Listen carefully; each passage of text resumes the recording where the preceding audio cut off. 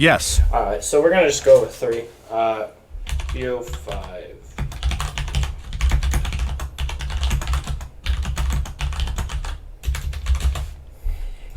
We're just going to do a best of 5 today. I'm sorry about the delay. I've just been having all sorts of issues with my PCs recently, and been trying to do my best to get them resolved so that I can cast some of these last tournament games, but so far most of my attempts have been in vain. So I'll try and continue to get it sorted out this evening, but for the time being, I'm just going to continue on solo casting this on my old PC with the crummy graphics and see whether or not this is at least somewhat playable for the players. So that being said, spawning in the bottom right side of the map, in the color teal, in the match, make sure I got the right number in there, is Mitoe playing the Dutch civilization, and his opponent spawning in the upper left side of the map. In the color blue, playing the British civilization, is none other than Aizamk. These two guys, of course, have played tons of games against each other, tons of game on Smackdown against each other, and we will soon be finding out who will become the victor in round number 8. Currently, Aizamk is 4 games or 4 matches to 3 up in Mitoe, and as I was mentioning to interjection, if you take the total game score between these two guys in all these series that they've played, perhaps it's maybe even in Mitoe's favor, because I do remember a couple of the matches in the middle portion between these two guys.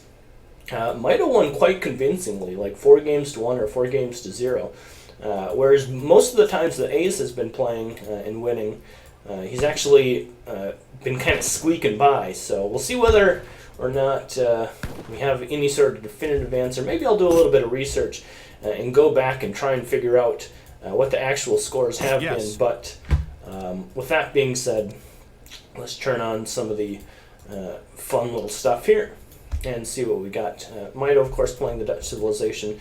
Looks like dropping down his house, perhaps going to be doing a 14-ville age up by the looks of things. Currently only has the population to queue up 1 additional villager, which is okay. Certainly on maps like this where there's decent treasures, Dutch doesn't need to necessarily do super high. Oh, in fact, it looks like he's maybe going to pick up this 80 coin treasure, which will result in him being able to queue up that last 15th population spot as well. So pretty standard stuff. Aizamk, on the other hand, doing well, I guess what he would consider standard stuff, right? Chopping a whole bunch of wood, and it looks like he's got Virginia Company type builds on his mind.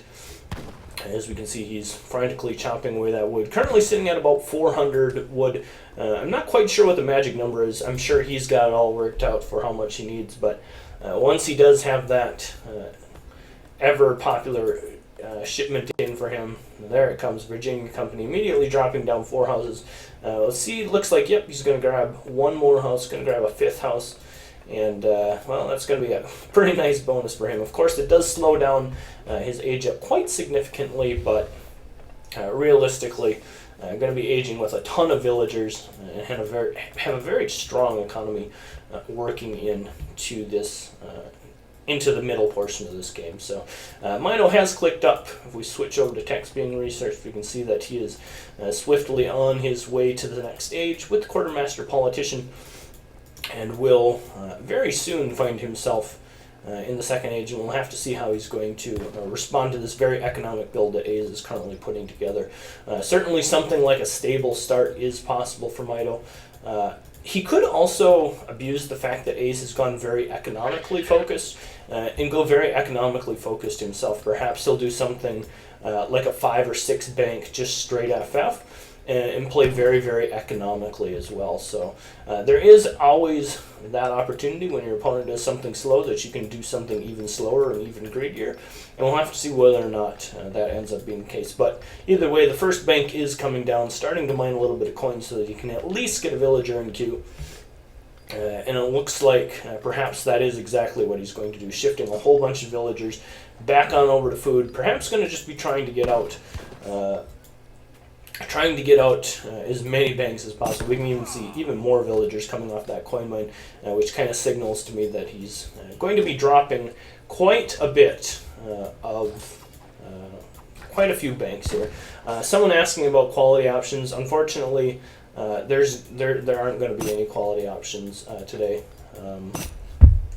Unfortunately not. That's not something that I have control over, and won't have control over as a result of not having my good PC. I can't stream on both YouTube and Twitch when I have my old PC. So unfortunately, I apologize, but that's not something that's feasible right now. Second bank coming down for Mitoe right now. Likely going to be seeing that 700 wood shipment come in for him immediately following this. 700 wood is on the floor, and looks like that's going to be the next shipment of choice. A's building up a market, doing very standard things here. Has a couple of houses, or I guess more than a couple of houses due to the Virginia company, but more houses coming up, and will soon be in the next stage himself. Flipping over to text being researched, we can see very close to aging up. Going to be aging with that 500 food politician. Mitoe, on the other hand, though, is playing actually a somewhat standard build. Market coming up on 700 wood, and dropping down that stable as well. So nothing too crazy, and as a result, we'll have to see whether or not Mitoe's able to get any sort of damage done with this stable build that he's currently starting. A barracks coming down for A's, and it looks like he's going to be able to defend any sort of early raiding pressure that Mitoe might be able to put down on him with this early barracks play. Continuing to build manor houses, continuing just to power up his economy, and work his way towards that big power spike now that he's got the Virginia company boom in full force. Hussar soon going to be out as the bank wagon does get shipped as well, and Mitoe's starting to get a pretty good economy of his own here. He's got 3 banks up. Let's take a look at his market text being researched. Currently has steel traps just finishing, so pretty good market upgrades. Has the first 2 hunting upgrades for him.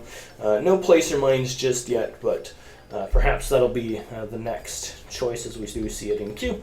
And still no Hussar either. I'm a little bit curious about that as to whether or not they're coming, and it looks like they are coming. They're going to be coming out just now, and beginning to work their way across the map as well. So for the time being, everything looking pretty normal. We've got the pikes coming out here for A's to defend his early aggressive boom.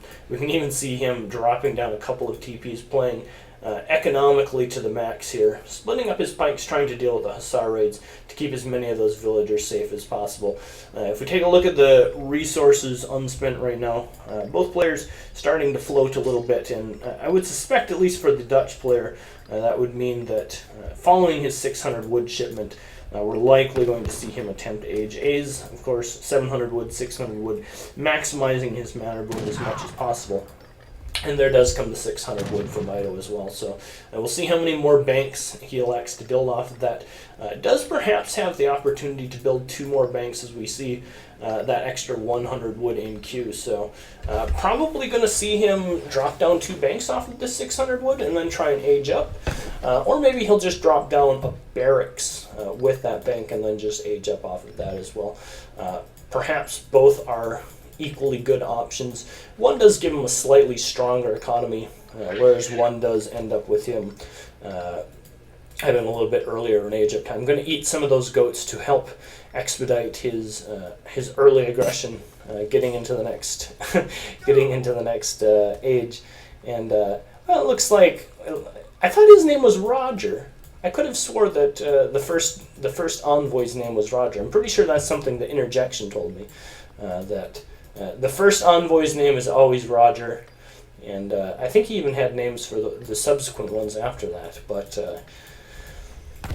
poor Roger, or Bob as Ace has fondly named him, has bitten the dust, and it looks like both players getting ready to transition into the next stage. If we flip over to text being researched, we can already see Mitoe quickly on his way up with the exiled prince. Does have that 4th bank currently being constructed as well, and I think we'll see him add in add in a barracks here fairly soon as well, just because he's going to need that to be able to help produce skirmishers when he does get aged up.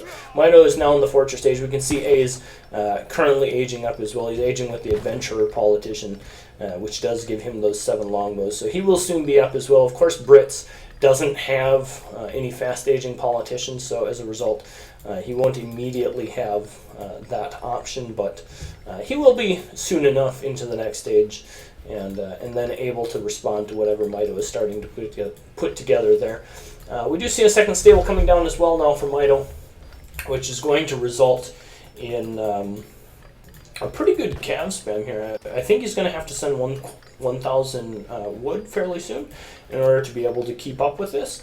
We can see his previous shipments, 600 wood, 700 wood, and there comes the 1,000 wood as well. So helping ease the burden of this population that he's definitely going to be needing.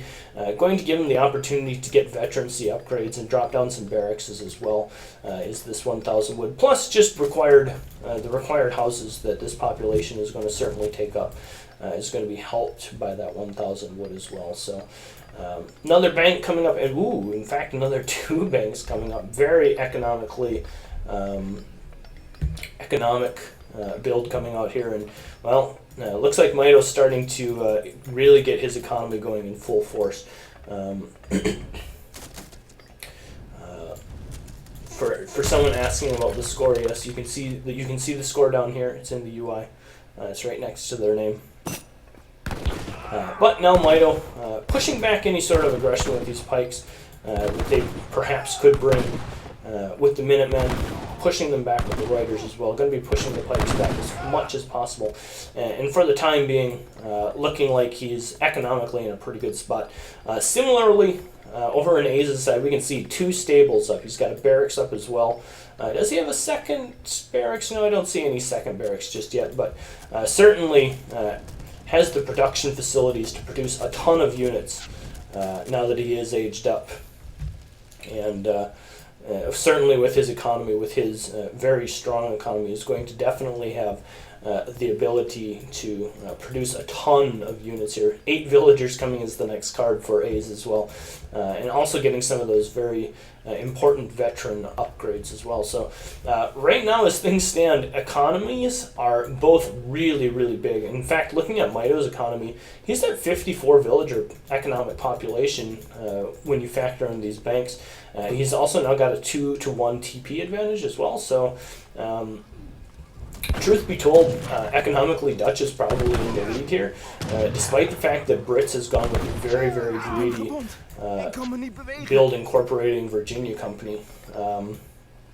Dutch is definitely in a pretty big power spike right now, and this is going to be his time to shine. Of course, the longer the game goes, the more stable that the Brit player gets in this next age. Brits starts to take control again, but truthfully, there's kind of a window here where Dutch is going to be pretty strong, is going to have a very strong economy, and we'll see how he makes use of that. We can see 1,000 coin has been shipped by him. Camp Combat coming in for Aiz, going to result in both of those civs powering up a little bit more. I'm a bit curious as to what Mitoe is going to do with all of his resources. He's got 2 stables, 2 barrackses, and the ability to pump out probably batches of 10 units from each of them for quite some time with this very strong economy that he's set up with the 2 TPs, the 6 banks, the steel trap upgraded villagers. So it will be interesting to see what kind of composition he's going to go with, and to see how he's going to spend these resources, because he certainly does have a ton of resources to spend, and it looks like we're just going to see Skirm Rider here coming out. I wouldn't be too surprised to see something like either Cav Combat or maybe Skirm Combat coming as his next card, even dropping an Artillery Foundry now, just to assert his dominance in the game. While Aiz is sneaking out here to the other side, trying to get up a town center to secure more of this hunt on the left side as well. Both players, for the time being, just continuing to boom. Neither side really all that interested in committing anywhere across the halfway point on the map. We can see walls coming up for Mitoe, even trying to draw the battle lines even more firmly. As it looks like, well, no, maybe both sides finally going to start fighting here a little bit in the middle portion of the map, but even still, neither side looking like it wants to commit too much. A big batch of Hussar coming in here for A's, and we'll see whether or not that spurs any sort of a fight. The Riders step forward, trying to get in the way of the Hussar, but the Skirmisher caught out a little bit. Trying to get off some volleys against the Dragoons, but unfortunately for Mitoe, he's kind of caught out in a bad spot, and he doesn't really have enough to realistically probably deal with this, and for the time being, he's probably going to have to just retreat back, because truth be told, his Skirmishers are kind of hung out in a bad spot, and there's just way too many Hussars here for him to currently deal with. Doing a pretty good job of kiting to the best of his ability, trying to keep as many of those skirms alive as possible, and of course we do have to recall that his eco is massive behind this. He's up to a 60 population equivalence with his eco. Does also still have the trading post available here in the middle of the map as well. So still realistically a very strong economy from the Dutch player. And probably shouldn't be too worried about being able to remass here. Now, of course, losing this position in the middle of the map did kind of hurt him. He did lose this position off to the left. The town center did get up. He's lost the trading site as well, so things starting to go slightly downhill. And like we mentioned probably 5 minutes ago, the longer this game goes, the longer that the British player can wait out the Dutch power spike, the closer the Brit player can get to 100 Vil population, the better the situation is going to be for Brits. Dutch certainly by no means is dead at this point, but the longer this game goes, the more upgrade cards that get sent, the stronger the British units are going to be, especially when it comes to things like Reuters. Reuters just aren't Dragoons. They're not nearly as good. And they're just not going to be able to hold up in the long, drawn-out fights. Pretty good catch here, getting a lot of the longbows caught out of position. The Reuters getting right on top of them, focusing them down quite nicely, doing a pretty good job of eliminating them. But A's once again coming in with his cab, trying to get them in a position to be able to punish the Skirmishers for stepping out of position, getting out of the middle portion of this map. And it looks like he's doing a pretty good job of doing that. He's got the Hussar right up on top of the Skirmishers, doing a lot of damage to them. And of course, we do have to remember these Hussar are packed with cavalry combat as well, so they are very strong units at this point. And even the Dragoons doing a pretty good job of holding up against the Reuters. The Dutch player continuing to reinforce big batches of Skirmishers and Reuters coming forward for him, but a pretty good one fight there for the British player, and like we mentioned, continuing forward, the larger this gap grows and the more map control the Brit player is able to establish. I mean, certainly if you can get this town center up on top of this coin mine and this hunt, this is going to be a very, very difficult situation for the Dutch player to battle back against.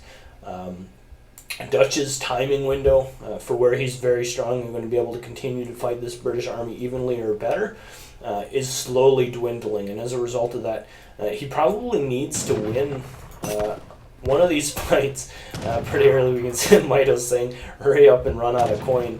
If you look at A's base, I mean, he's got oodles of coins still available to him, and certainly if he gets this town center up, he's going to have even more coin available to him.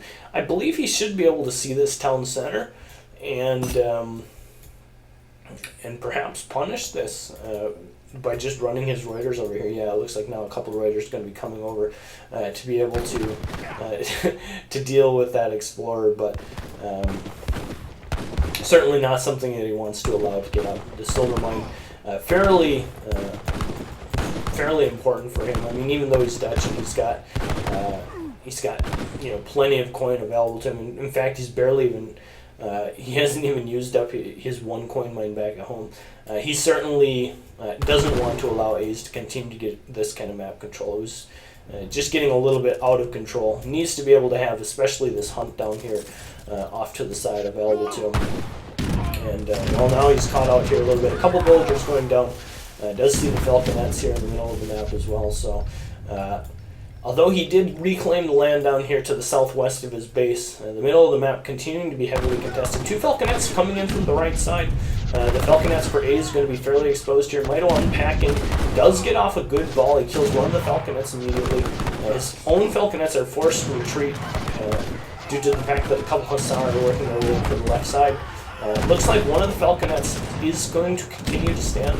The dragoons running up, just getting in the face, picking off the other falconet. Both falconets for both sides are down now, and it looks like both sides are just going to continue to back off. But for the time being, Brit's still holding steady, holding solid in the middle of the map. And all this while, he's had to transition over to plantations as well. So he's looking to be in a pretty good spot. Looks like he's going to be in a pretty strong position. And while we can see these villagers are all working their way closer and closer to each other, it looks like these last couple hunts, this one in the middle portion of the map, this one on the left side of the map, are going to be quite impactful here as the game continues to work its way forward. Mitoe trying to body block the best that he can to be able to block these villagers out and get in a decent position. Oh, the skirms! Be careful, skirms! Running here into a big batch of longbows. The Warriors coming in to help with a big batch of Hussar coming in from the right side as well. But still, longbows standing and shooting very, very effective at this point in the game. A couple of Reuters are forced to sneak out the backside here as the longbows are slowly picking them apart. A couple of Dragoons here trying to kite their way around the Hussar as well. And just kind of a chaotic fight here in the middle portion of the map. But as we say, continuing to push forward, look at the economic potential that Ace is continuing to establish himself. 84 economic unit population versus 61. And the longer this game goes like this, I mean, look at his bank. He's just got 3,000 wood in bank. He's got very strong mill infrastructure set up in his base. I'm going to flip over to the text completed to see whether or not he's got some of those ever important upgrades from the mills, and in fact he does. He's got artificial fertilizer already researched, so really in a pretty good position, even despite the fact that he's on mills. Still going to be okay with that. He's even got things like ranged cavalry caracal already working for him as well to help power up his dragoons, so infantry breastplate as well has been researched. So he's got some really strong late game upgrades already working for him. And if we take a look at Mitoe, I mean, yeah, he's got artificial fertilizer himself, but he doesn't have any of those armory upgrades. There it looks like ranged cavalry caracal just coming in, but not having infantry breastplate, stuff like that, is going to still continue to hurt him. But perhaps one last big power spike here for Mitoe as he continues to push his way forward. He's not going to be able to continue to keep up with Eco here for too much longer. And, infantry attack coming forward. This is maybe his one last timing window that he really has to try and get something done here in the middle of the map. Reestablishing this TP line, getting out over here to be able to gather these remaining natural resources, this remaining hunt, this remaining coin mine. But yes. No. these longbows, the longer they are able to just stand here and continue to fire, the stronger they are going to be. Vet Musk, Vet Dragoon backing them up as well. Going to be able to force the Hussar back quite nicely. The one Culverin here in the mix as well, slowly poking away, but unfortunately this is not a fight I don't think that Mitoe can win. Good run as all of his units run to their death, and unfortunately for him, I think that's going to end up being the straw that breaks the camel's back. His whole army is down. Taking a look at the military unit population, we can see that he is now very, very far behind, and economically speaking, continuing to fall further and further behind. Brits, with all those really nice upgrades, working his way up to 89 economic unit population. And now this is the portion of the map that he just can't afford to lose. He's going to move the middle of the map. He's going to... oh, unfortunate. I see what happens. He probably didn't have a gate down here, and so he tried to run them back, and they went the wrong way around his gate. But for the time being, he's still somewhat alive. Despite the fact that he's down almost 3-1 in terms of raw military unit population, still holding steady in the middle of the map. But I don't suspect that'll happen for too much longer. Yeoman has been sent by A's. These longbows are going to be very difficult to deal with at this point.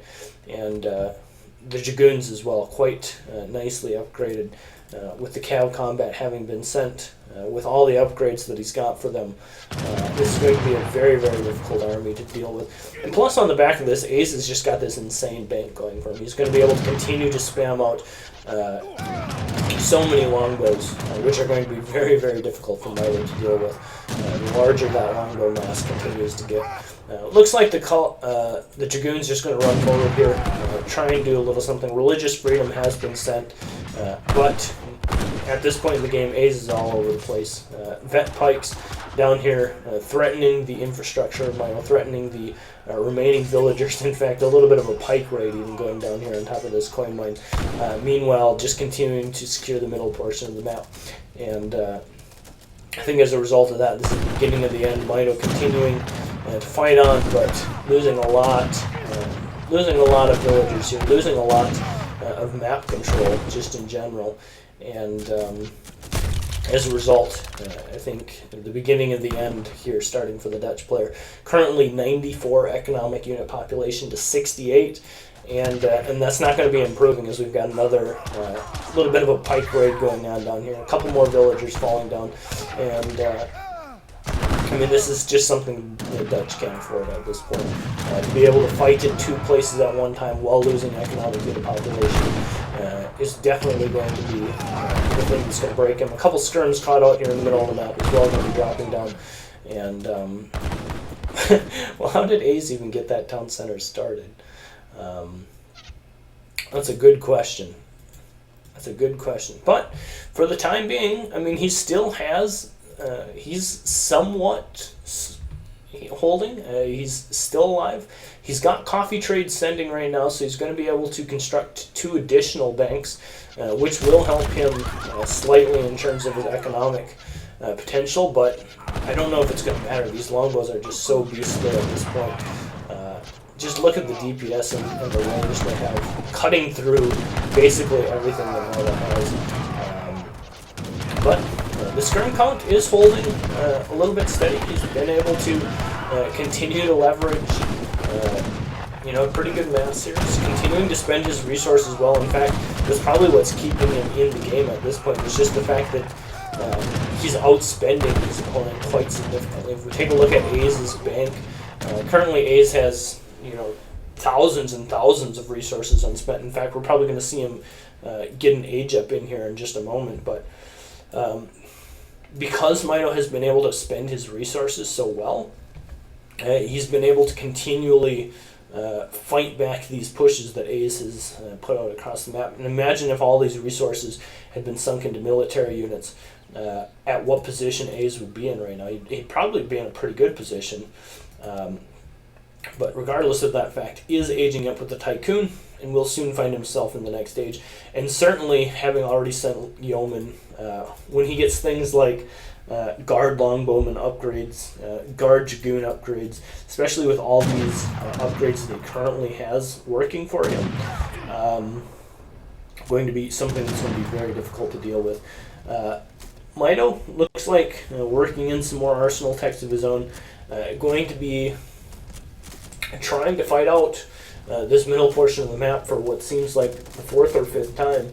And truth be told, I mean, we keep saying it, but like, if he can't make one of these little timings work, the longer this game goes, the Brits, is continuing to power ahead. He's going to soon be in Age 4. He's soon going to have even better, stronger upgrades.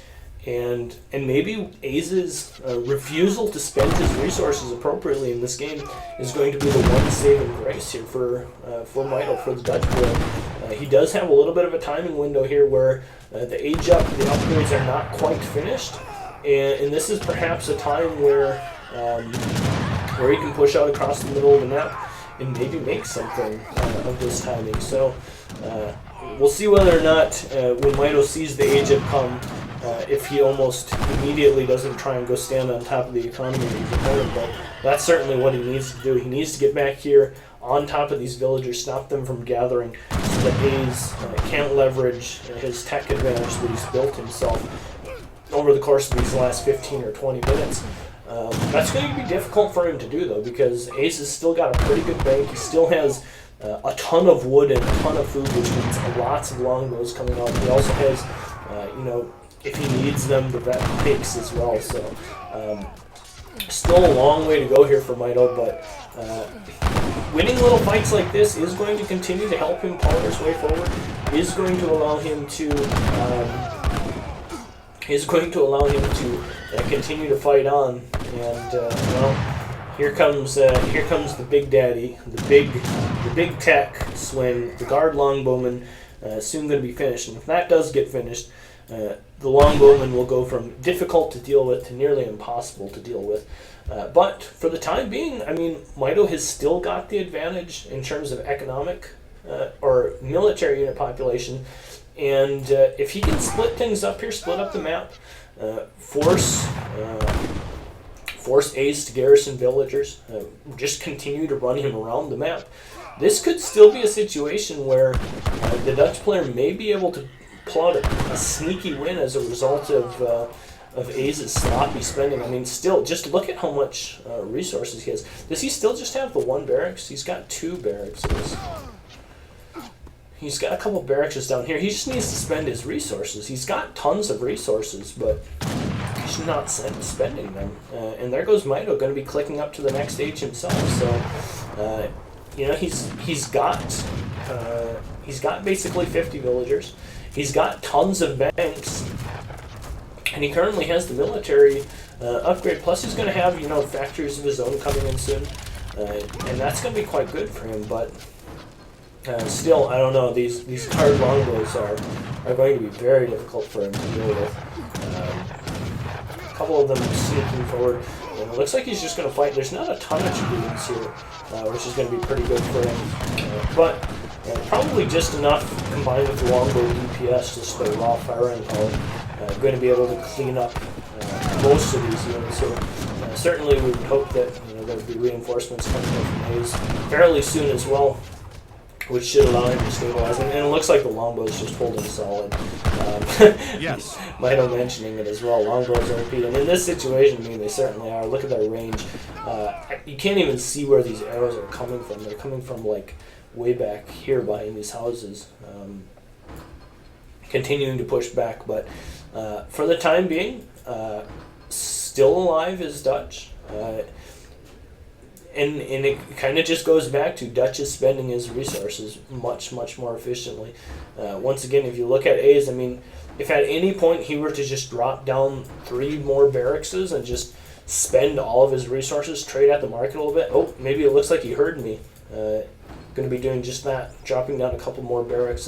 Just needs to find out a way to spend those resources so that he can make use of this massive bank that he's built. And it looks like he's going to do just that. The longbows getting into position to fire, the dragoons stepping forward to help ward off the remaining cavalry units. And I don't know that this is necessarily a fight that Mitoe is prepared to win. He still only has the veterancy upgrades, doesn't have any of the guard upgrades. In fact, just doesn't have the resources to get the guard upgrades at this point. The cavalry have been thinned out here, and this is where the longbows are going to continue to just stand strong. A couple of longbows being wasted over here on the TP, but several more of the longbows continuing to fire quite efficiently here. And A's continuing to just, come on A's, spend your resources, you've got 3k food. But either way, just the longbows, these couple of remaining longbows, doing a pretty good job of forcing back the skirms in the middle of the map. Upgrade-wise, let's take a look at the techs completed once again. As well, there was an important one here in queue. Looks like we got Guard Hussar coming out for Mitoe. So it looks like he knows that in order to beat these longbows, he's going to need some pretty good tech to be able to beat that. So he's going to have that pretty quick. He does have the cavalry upgrade from the arsenal as well. So truthfully, he's got pretty good upgrades for his Hussar, which are really going to be the key to victory for him. He's going to be able to deal with these longbows. A's still sitting on a huge bank.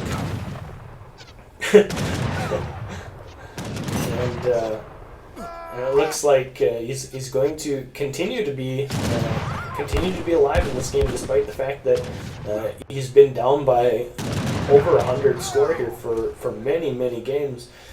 More longbows coming in, a big batch of dragoons coming in here as well as some hussar working their way forward for A's. Both sides having tons of upgrades sent at this point. I mean, take a look at the card progression. Food silos has been sent. Both sides having sent robber barons. Bank of Amsterdam has been sent as well for Mitoe. So very strong upgrades, but unfortunately, I think these guard hussar aren't going to be quite enough. The longbows continuing just to pound away at the front lines with their DPS, and now that all the front line has been wasted here, I think we're going to be in a situation where Brits is finally going to be able to prevail. I've said that about 6 times, but I think it should finally be true this time around. A little bit of a hussar raid going on here to the backside, doing a pretty good job of continuing to try and wreak havoc in the back lines of Aiz's economy. Unfortunately, I don't think Mitoe has scouted out the fact that there are 4 or 5 mills up here, several plantations and a factory as well, or perhaps he would shift his focus to that portion of the map. For the time being, though, both sides do back off a little bit, and Mitoe, with these walls, is going to sneak back to his side of the base. How many banks does he have? Economic units. Let's take a look at the economic units. Currently in the game, Aiz has 95 villagers and both factories currently working for him. Mitoe has 49 villagers. There he gets his 50th villager. 8 banks and a factory of his own. So I suspect that another factory will be Mitoe's next card. And at that point, he's maxed out his economic potential until he gets to the 5th age. Should he want to get up to that 10 bank capacity, he will have to research capitalism, which is probably something that's a pretty long ways off. If you take a look at Mitoe's bank, there's no way he's got 8,000 unspent resources anytime soon to spend, especially with all this pressure that's been going on in the middle portion of this game. So I don't suspect we'll see an Age 5 play from Mitoe anytime soon. I don't suspect we'll see capitalism at all. And as a result of that, once he gets this next factory, Mitoe will effectively be capped out on his economic potential. Aiz, similarly, capped out on his economic potential. 99 villagers, 2 factories as well. So don't suspect that we'll see any more economic units be trained, but that being said, look at the upgrades we've got. How often do you see guard longbows and guard dragoons versus guard sterns and carabiner Reuters as well? So tons of upgrades for both sides. It looks like we're just going to have one big more clash here in the middle. A is working his way up to max population here finally. Still has a pretty large bank. Wouldn't mind seeing him just spam up some more longbows, some more dragoons, just to max out that population. But I think he's got enough longbows here that he's going to be able to deal with anything that Mitoe has. And as long as he just keeps the dragoons in the back there, I think he should be good. The longbows going to make short work of the skirmishers, going to make very short work of the riders here. And once again, Mitoe being forced back into his base. And well, I think Aiz is soon going to find himself in a position. Well, as I say that, he backs out. I was going to say soon going to find himself in a position where he'll be able to just push forward and win the game. But it looks like he's going to back off, establish himself in the middle of the map here slightly more, get out a couple more longbows, do a little bit more damage, and well. Unfortunately for Mitoe, these units are going to take tons of damage retreating, as the longbows just have almost infinite range at this point. It must feel like if you're the Dutch player. But here do come out one more big batch of guard hussar. The unit that we said that was going to be key in order for Mitoe to win the game. The dragoons trying to adjust appropriately, get into a position where they can similarly be able to deal with this, and the longbows continuing to hold steady. King's Lifeguard Hussar coming forward here for Aiz. And unfortunately, there's just not a ton of anti-cav available for Mitoe. The Hussar are doing their best to try and tank, and of course they are very tanky, very upgraded, 560 hit points on them, but it's not going to be quite enough. The longbows are still holding solid here in the back, and unfortunately the longbows continuing just to rain damage really well, doing a very good job of just DPSing everything. I mean, we say it pretty often that longbows standing, especially longbows standing with the front line in front of them, where they can just stand and do damage, are one of the scariest, best units in the game. And that just gets magnified even more when they have ability upgrades on them. But let's take a look at the military units, see where we're currently at. A couple Falconets, 3 Falconets in fact, coming out here for Mitoe. But unfortunately, right into a fairly big batch here of cavalry that Mitoe has. Musketeer and Grenadier damage coming in for A's. Let's take a look at what the last couple shipments have been. Mostly just upgrades, Musketeer upgrades at this point for A's, but it looks like probably just not going to be enough, probably. Although, that being said, once again, pushing back the other way. And Mitoe, I mean, let's take a look at his skirms, because he's sent, I think, all of the skirm upgrades now here as well. 216 hit points and 27 range damage versus 155 hit points and 25 range damage on the longbows. So, the longbows, of course, do have the higher rate of fire and are going to be just an absolutely terrifying unit. But Mitoe with his Guard Hussars, continuing to push forward, continuing to establish himself in the middle of the map. And at this point, like, just spend your resources. It's like drop more racks. It's Falconet in the back here from Mitoe. No field gun upgrade just yet, which is important to notice. Mitoe sad about the fact that his opponent can make cavalry type units. And, well, of course, Brits do have the Royal Guard upgrade on their Hussar, so it's going to be quite effective for him as these Lifeguard Hussars do work their way forwards. Mitoe, we can see his resources continuing to dwindle. Even though he's got about 40 villagers on food, he's still running out of food at this point in the game. Still has a pretty good coin income coming in for him. But is this the point where finally A's pushes his opponent all the way back? It may very well be, and of course, A's has the bank to continue to spam units behind us. We can see even more longbows, more Hussars working their way forward. And Mitoe standing on top of his economy, standing on top of his villagers, trying to get in a position where he can deal with this. A couple more warriors popping out, and it looks like they're just going to melt. And this is the point where if I'm Mitoe, oh, here it comes, the stat holders. One last push. The desperation play. Perhaps he's got the Warg Elders coming as well. But unfortunately, even though stat holders are very strong musketeer units, not exactly the unit you want against pure longbow at this point in the game. A couple musketeers, redcoat musketeers, worked in for A's here as well. And while all of that is happening, big raids going on in the back as well, forcing all the villagers off of their plantations, their mills, and getting tons of kills on top of them. A couple petards working their way in from the back, just for the style points. And although the stat holders, the skirms do hold here, the Warg Elders as well, going to be able to hold. Unfortunately, one of the plantations is both of the plantations are going to go down. And with it, I think any hopes and dreams that Mitoe had of making some sort of grand comeback going to go down as well. A's finally spending his resources, capped out at max military population. Mitoe, I don't think he's gotten above 150 population, although, to be fair, if Dutch gets above 150 population, that means they've got a ton of population sunk in the military.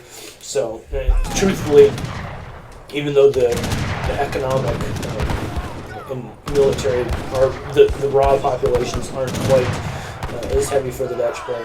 It's kind of to be expected, but at this point, everything but the kitchen sink coming out for A's.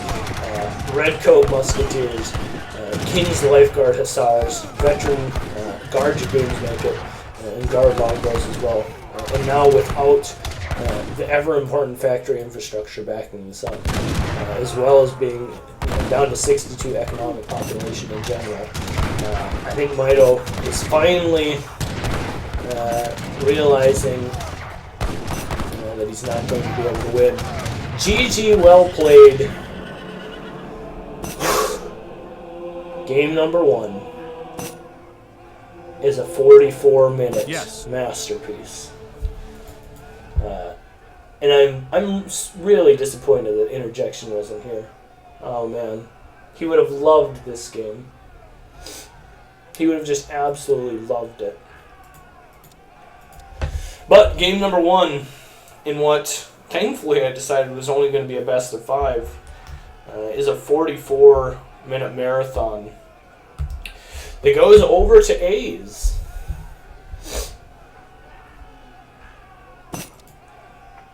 Let's take a look at the post game.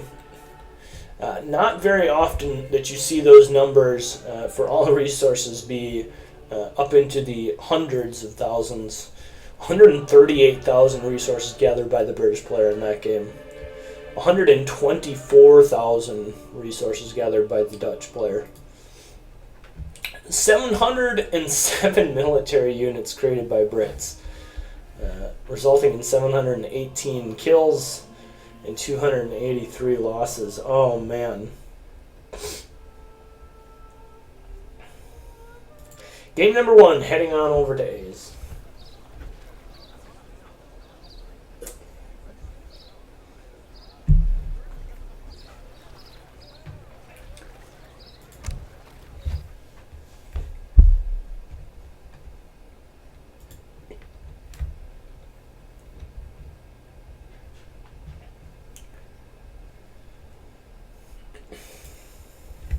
And part of it's the map, right? I mean, at this point, Kamchatka is a pretty easy to wall, pretty economically focused map. Part of it's the style that the players elected to play.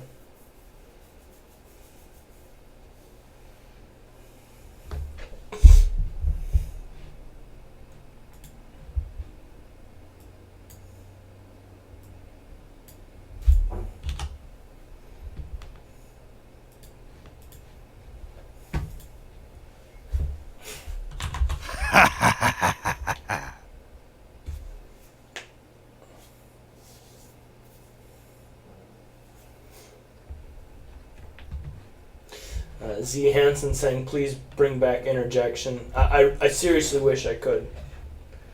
There's nothing I love more in this game than casting with Interjection. Seriously, it's my favorite thing in the world. Unfortunately, he and I are just having issues connecting at this point. And I think it's probably likely just as much my fault as anything, because I'm using this old PC trying to make it usable.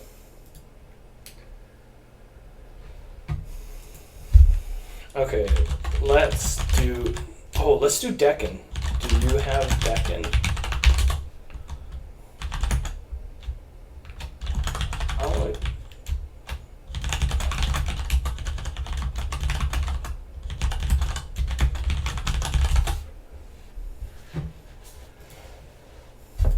what's taunt 16?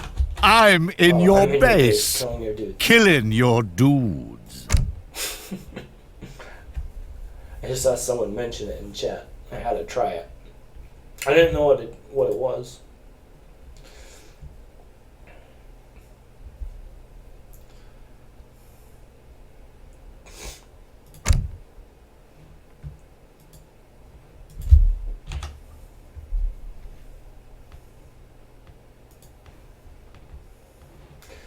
Someone asking to lower the bitrate.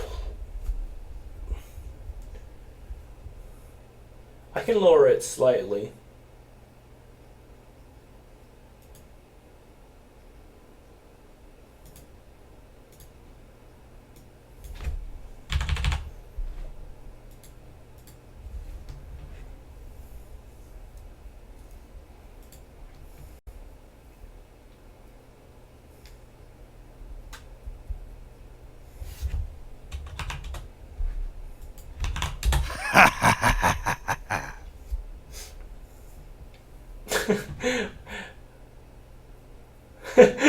That smiley's pretty good.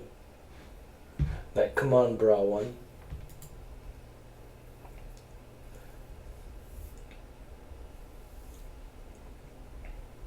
Yes.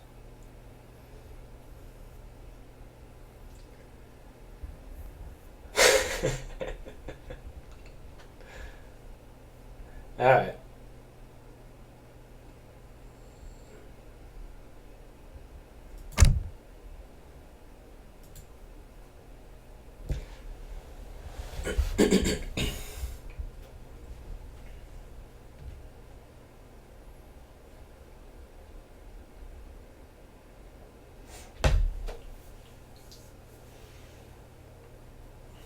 I suspect A's is picking ports and going to 10-10 with them on this map.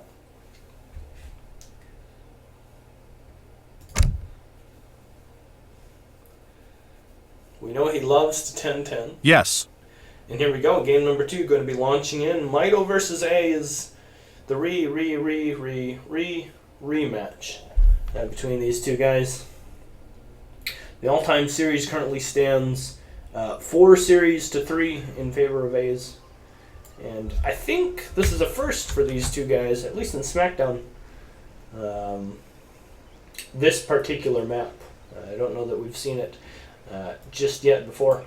This was one of the tournament maps from this previous round, and I think it'll be kind of fun to watch. Spawning on the left side of the map, playing the German civilization, is Mitoe, and spawning on the right side of the map, playing the Portuguese civilization, his ever faithful opponent is A's.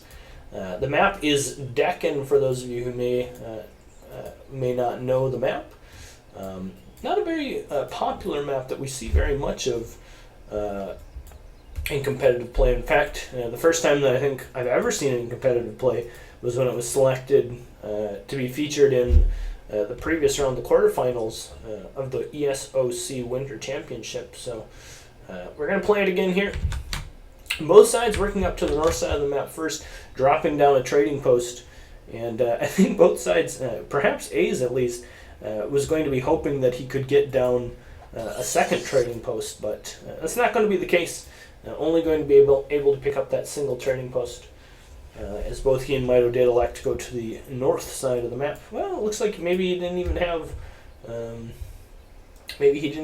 a second trading post on his mind at this point in the game. Of course, because Deccan does spawn with all of these crates, a pretty good map for A's to be able to do his pretty famed 10-10 shenanigans with the Portuguese civilization. And we'll see if he continues on with that. See if he does do any sort of 10-10. It looks like he's going to train at least an 11th villager, but I suspect that is all we will see, and we'll see an immediate aging from him behind that. Mitoe similarly dropping down a TP, gathering up his resources, and going to be heading up to the next stage on a 17 population age up. Looking pretty normal, dropping down the market, dropping down the TP. Of course, the ability to get both is unique to this map as a result of the extra crates. And, the cow war. Who's going to get it? Looks like Mitoe's going to pick up one of the cows, A's going to pick up the other one, and they're both going to go their separate ways back towards their bases. A's will have to see whether or not any sort of villagers get sent forward here, whether or not he's going to play super aggressively, or perhaps he'll surprise us all and do something completely standard. Maybe we'll see some sort of FF build or something like that out of him. Certainly, the extra crates giving him lots of flexibility, and I have to suspect Mitoe would think, at the very least, that he's going to be doing something along the lines of an aggressive 10-10 build, which is currently not the case. So both players currently aging up. Philosopher Prince age up for A's, Quartermaster age up for the German player Mitoe, and very soon both players will be in the next age, and we'll have a better idea of what their colonial agendas are going to be. Neither side picking up a second trading post for the time being. Perhaps Mitoe, after picking up this 90 wood treasure, will decide to drop down an additional trading post. But A's going to be sending his covered wagon forward. No villagers going with that covered wagon, so likely just going to be seeing some sort of straight FF play. And as a result, we'll see perhaps maybe some aggressive shipments being sent to this forward covered wagon. This covered wagon working its way pretty far forward, which leads me to believe that some sort of aggressive play, some sort of aggressive natured play is going to be coming from A's. Mitoe keenly putting up a wall to try and deter any sort of that. Nice little check there from him. Oftentimes you'll see happen is players try to build these straight edge only walls without the little block segments, and they'll leave a little bit of a hole that their opponent's able to get in. And what we saw Mitoe do there was take his vill and just check it to make sure that he couldn't path through there. The second he saw the villager backing off to go the long way around, which would be this way to get to the other side of the wall, he can confidently know that his opponent's not going to be able to get through the wall, and as a result, that it is completely sealed. The town center does go up. Hayes is going to see that wall, and I'm curious to see what his play is going to be here. Second trading post going down for either side on their respective south positions of the trading post, and now Hayes is aged up very, very quickly. A 5-minute FF with the Portuguese, and is going to result in him having very aggressively placed town centers, and we'll see what he ends up shipping off the back of this. Just a straight 700 coin, 700 wood FF, and it's just super early, so early in the game. In fact, Mitoe still not even pressed the up button at this point. A couple little Ulans coming in here going to go raiding. As A's mentioned, Yes. There goes half of his eco. It's fairly accurate, actually, that statement, due to the fact that I believe he just did a consecutive age ups as quickly as possible, and truth be told, he probably only had 13 or 14 villager population when he aged up. So did lose quite a few villagers there to that little bit of an Ulan raid, and Mitoe now going to be finding his way aging up here as well. Remaining two Ulans also catching A's Explorer out a little bit and helping him pick up that treasure for Mitoe as well. So things going pretty good here for Mitoe so far. Economically, been able to deny his opponent a little bit. Haven't really seen anything of A's here just yet. Here comes some Dragoons. 5 Dragoon shipment, going to be able to shut down these Ulans from raiding, as well as 4 Dragoons being trained back home from the stable as well. So going to be looking to use those to the best of his ability to shut down these cav raids here, but at the same time, Mitoe, let's turn on these, turn on some of the graphics. We can see currently 26 economic unit population to 19, in a very strong position here. Both sides, of course, do have the 2 TPs available to them, but for the time being, Mitoe in a very nice economic power play. He is going to be a little bit vulnerable here, not having any skirms out just yet to these first few Dragoons, which could be slightly problematic for him, but here do come out a couple skirmishers, going to be able to force back Dragoons, 8 skirm shipment as well, definitely going to end any sort of aggression that A's perhaps had in mind, and as a result, both sides going to back off, and both sides going to reset here once again. food crates on the ground for A's currently. Going to be gathering those up. Perhaps going to be using that just to supplement these 3 town centers to be able to try and, to the best of his ability at the very least, get back in this game economically speaking, which will definitely help. I just noticed that on this map, the TP lines are, they're the native representation of the TP. I think that's a little bit strange. But both sides, still 2 TPs, one in the north, one in the south for each. And one thing that is a little bit worrying here is that Mitoe is starting to run slightly out of food. Now, of course, on this map, huge coin mine in base, which is very beneficial to Germany. Oftentimes, the resources that the German player is going to run out of first is going to be that coin mine. Certainly not the case here when you do have the 5k coin mine in base.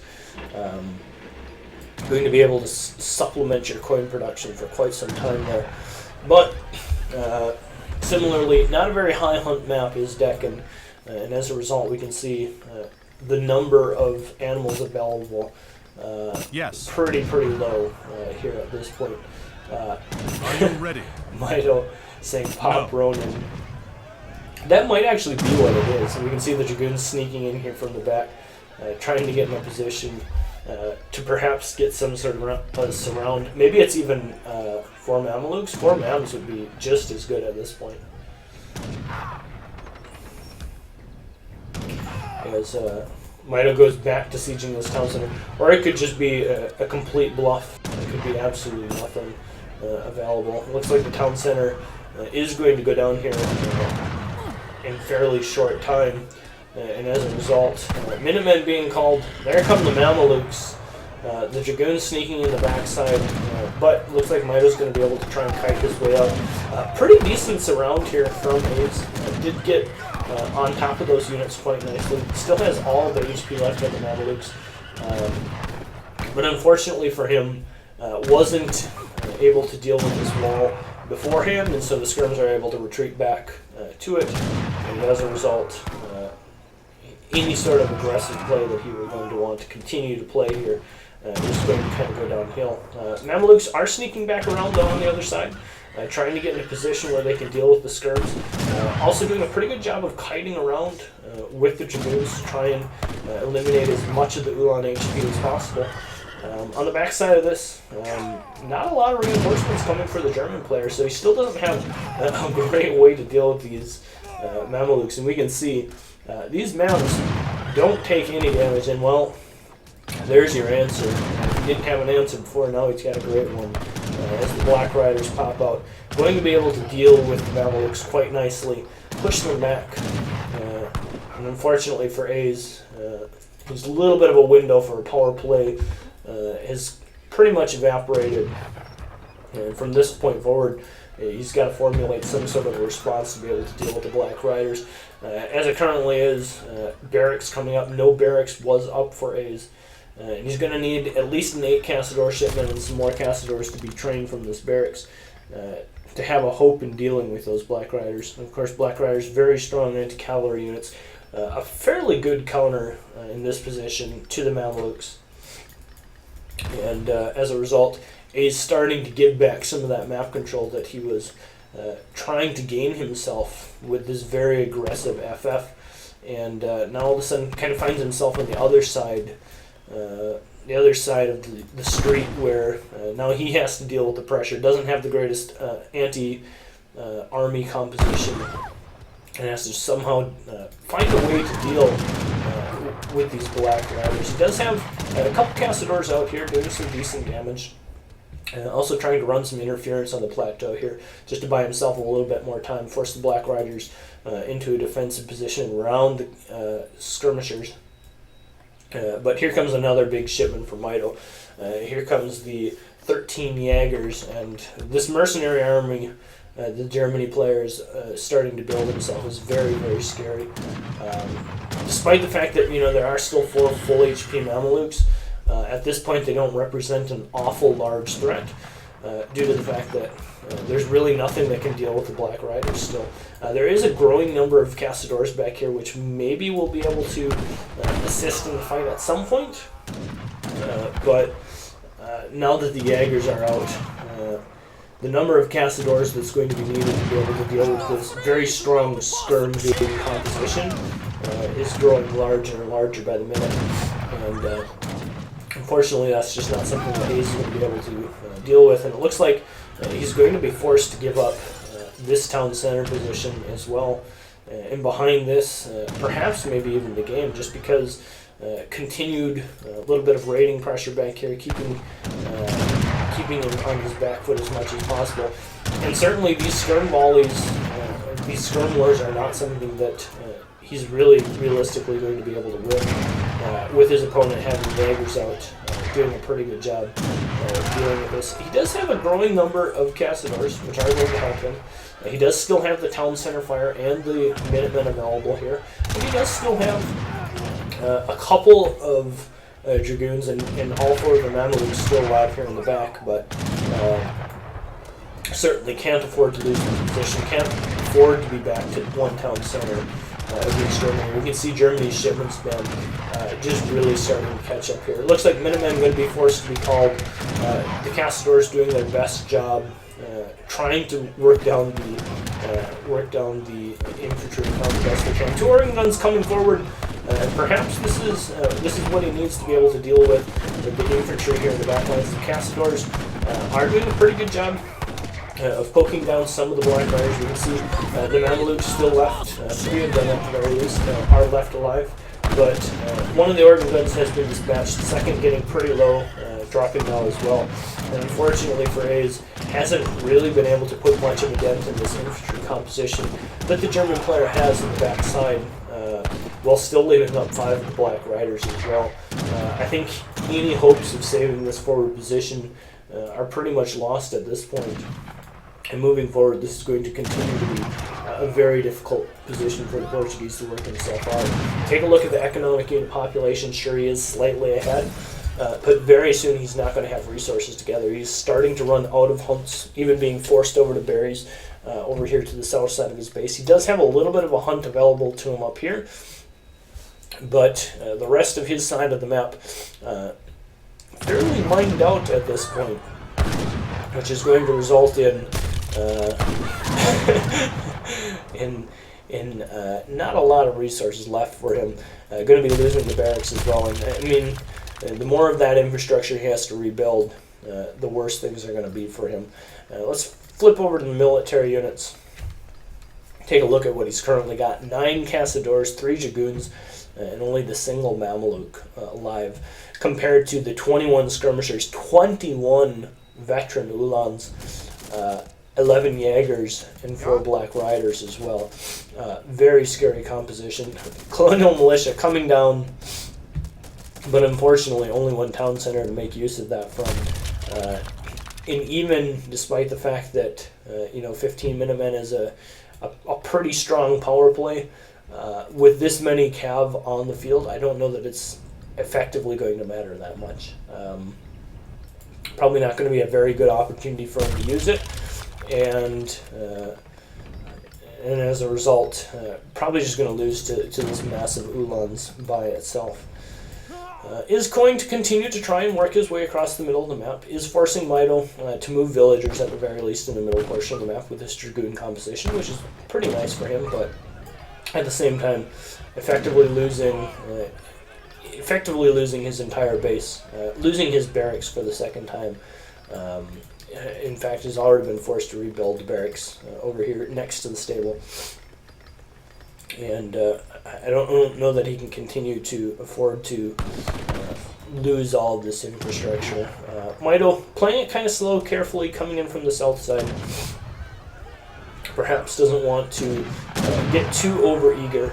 Perhaps doesn't want to lose too much stuff. But there goes another couple villagers. The economic unit populations starting to get closer and closer to even, despite the fact that A's has been up for most of this game.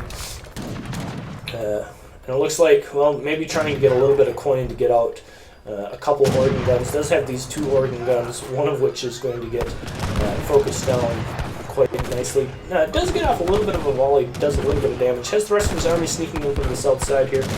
Minutemen getting popped out. from the side as well. This is about the best that he realistically could have hoped for.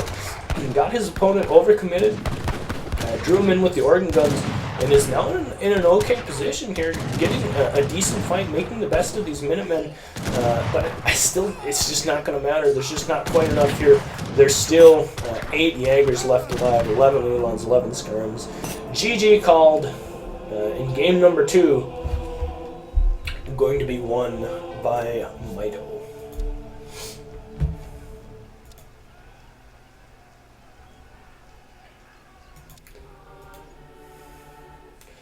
Interestingly enough, A is actually winning in the resource battle in that game.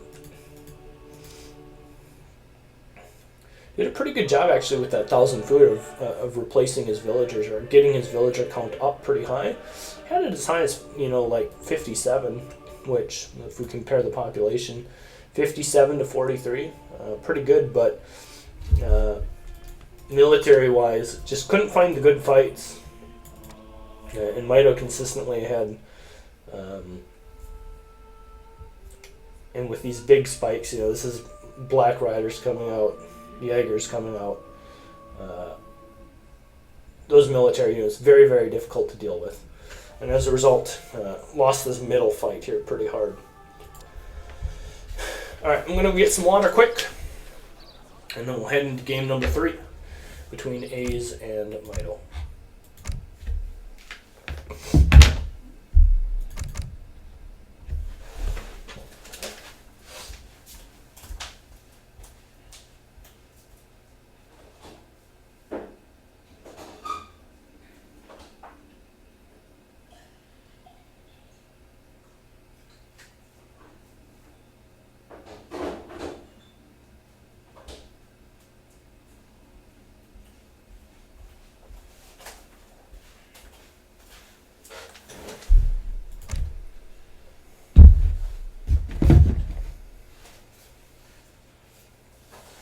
Alright, let's see, what do we want from map number 3?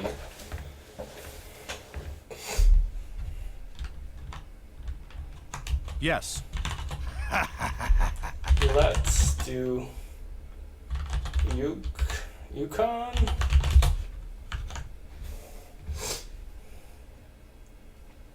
Going back to some of the ES standard maps today.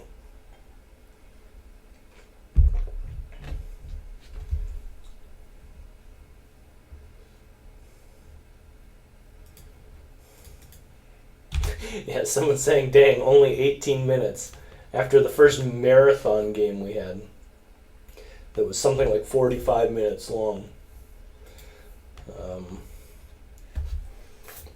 18 minutes feels like a bedtime story. Barely had time to get into it. Oh.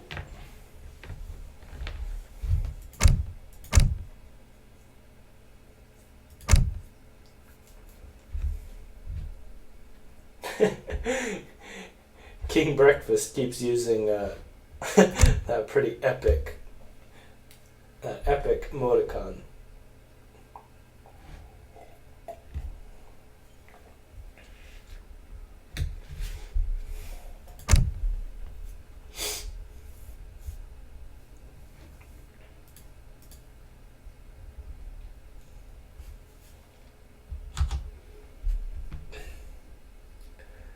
Pretty epic emoticon. Yeah, maybe we'll do original GP today as well.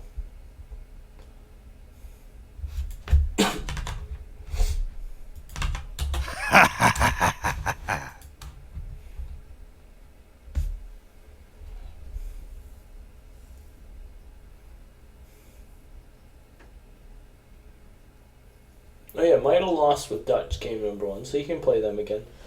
Similarly, A's lost with Ports in game number 2.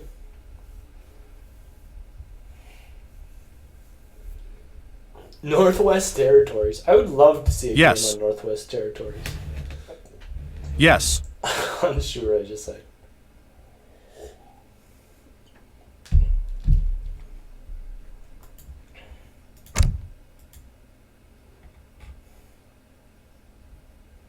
Yes.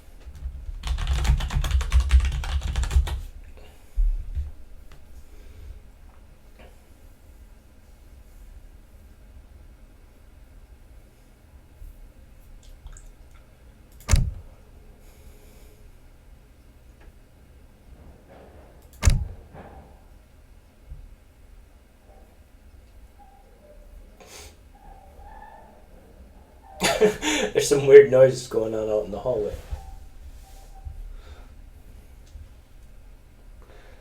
Some ladies making dog noises.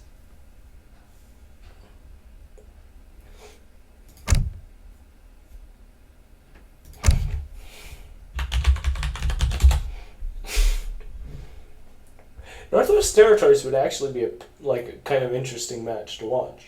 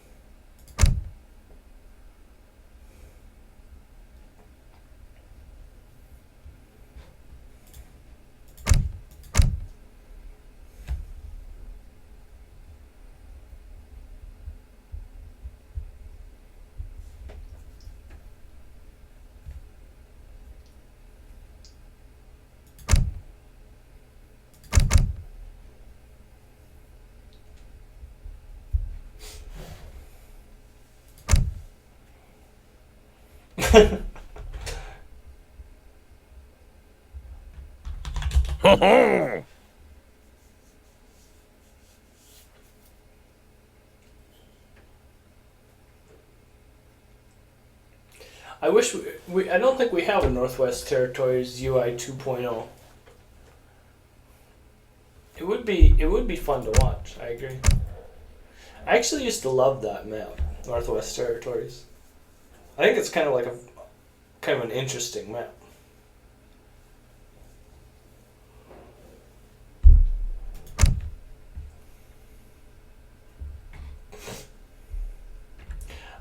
I also saw this guy's game earlier, the Sergeant, called Modi.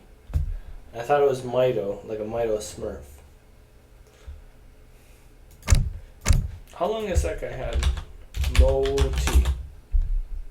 This guy's been a member longer than, or been on ESL longer than Mitoe has, I think. 2009. Yeah. I will aware him of the fact that he copied Modi's name.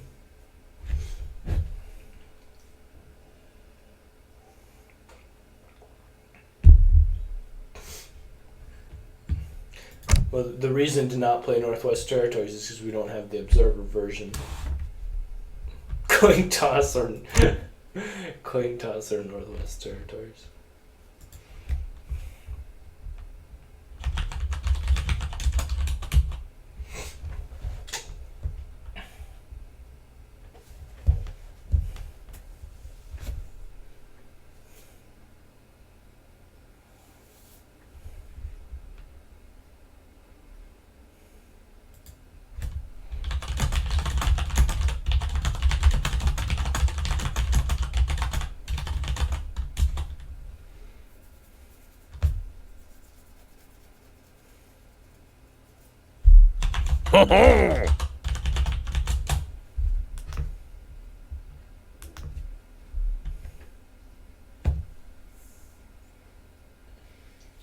Indochina. That's a map.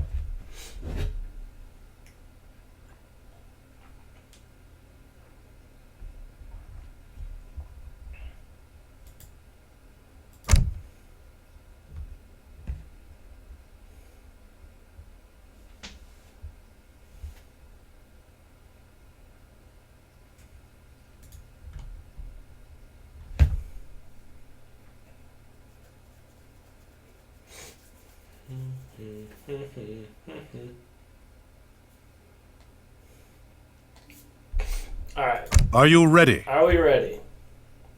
I'm ready. Game number 3 getting underway on Yukon. The matchup is going to be Russia versus Dutch. On what many would consider one of the more interesting... Well, this is strange. Oh, there, it's going to launch. I was going to say, is it going to launch? One of the more interesting ES standard maps. A pretty dynamic map, pretty narrow, very treasure-rich map. It makes for some very interesting gameplay. We'll see what ends up happening. Spawning in the south side of the map. In the color blue, playing the Russian civilization. On what many would consider one of Russia's better maps, Yukon. Is A's, spawning in the upper right side of the map. In the color teal, his ever popular teal. Spawning with Roger the Envoy. And Jokas Johansson. Johansson, the Explorer. Roger and Jod, of course, well known to be good friends. Is Mitoe, playing the Dutch civilization. Of course, if we take off the fog again and take a peek at all the various treasures that are up over here. Some really nifty treasures, a couple big XP treasures, a CDB, a 90 wood, or 90 food treasure, a 90 coin treasure as well. What else have we got? 100 wood, certainly going to be something that's going to be contestable earlier in the game. 160 XP, lots of really nice treasures up here, so we'll see which of those end up getting taken. Of course, both players immediately working their way up to the north side of the map to try and get in on some of that early treasure action. Mitoe perhaps pondering whether or not he's going to start taking that 135 coin treasure. Looks like the answer is going to be no, at least momentarily, as he continues to work his way over here. Finds himself both the CDB treasure and the 90 food treasure as well. Going to start working on the 90 food treasure. And we'll see what A's stumbles upon. Sees himself this big XP treasure. Neither side having spotted out the big daddy of them all over here. It looks like now Mitoe has seen that treasure, that 100 wood treasure, which is going to be probably the one that both players are going to be eager to get. Of course, most civilizations benefiting quite nicely from extra wood treasures early in the game. So we'll see whether or not that ends up being a point of contest here. It looks like A is going to start working on this 90 coin treasure. Mitoe has spotted it out. Looks like he's going to come over here and begin contesting it as well. Well, looks like both sides actually just going to back off of it, as it were. I'm pretty sure Mitoe has seen, or at least has revealed on the map, don't know if he's actually gone over and looked at what it is, but has at least seen this 100 wood treasure. We're going to have a little bit of combat getting in here. And Mitoe, unfortunately, is going to get caught with lower HP. It does have the Envoy available to him, but I think he's pretty aware of the fact that A's likes to send Polar Explorer on this particular map. It's probably not in his best interest to continue to fight, as both sides have now sent their first shipment and are likely to have that card out. Interestingly enough, neither side has actually sent a shipment, and Mitoe is already aged up, so there comes the Polar Explorer, the big bad war dog that is available. Tux the Conqueror working his way across, and there comes the 3 settler card for Mitoe. So A is doing predictable A's things, sending the Polar Explorer card. We'll see whether or not he Yes. works his way back over to that 100 wood treasure, or maybe just contents himself with one of these big XP treasures as well. Of course, does have the dog Tux on his way over with that 13 hand attack and a 3x multiplier against treasure guardians. Going to be very, very useful in helping pick up some of these nice big treasures. Tux is coming over here to help assist as much as possible. Mitoe picks up the XP, but unfortunately A's gets the big prize, the 135 XP treasure, going over to him. Actually, if you think about it, that bear, that 25 XP you get from the bear, is like about a quarter of the value of the whole treasure. So kind of nice for him.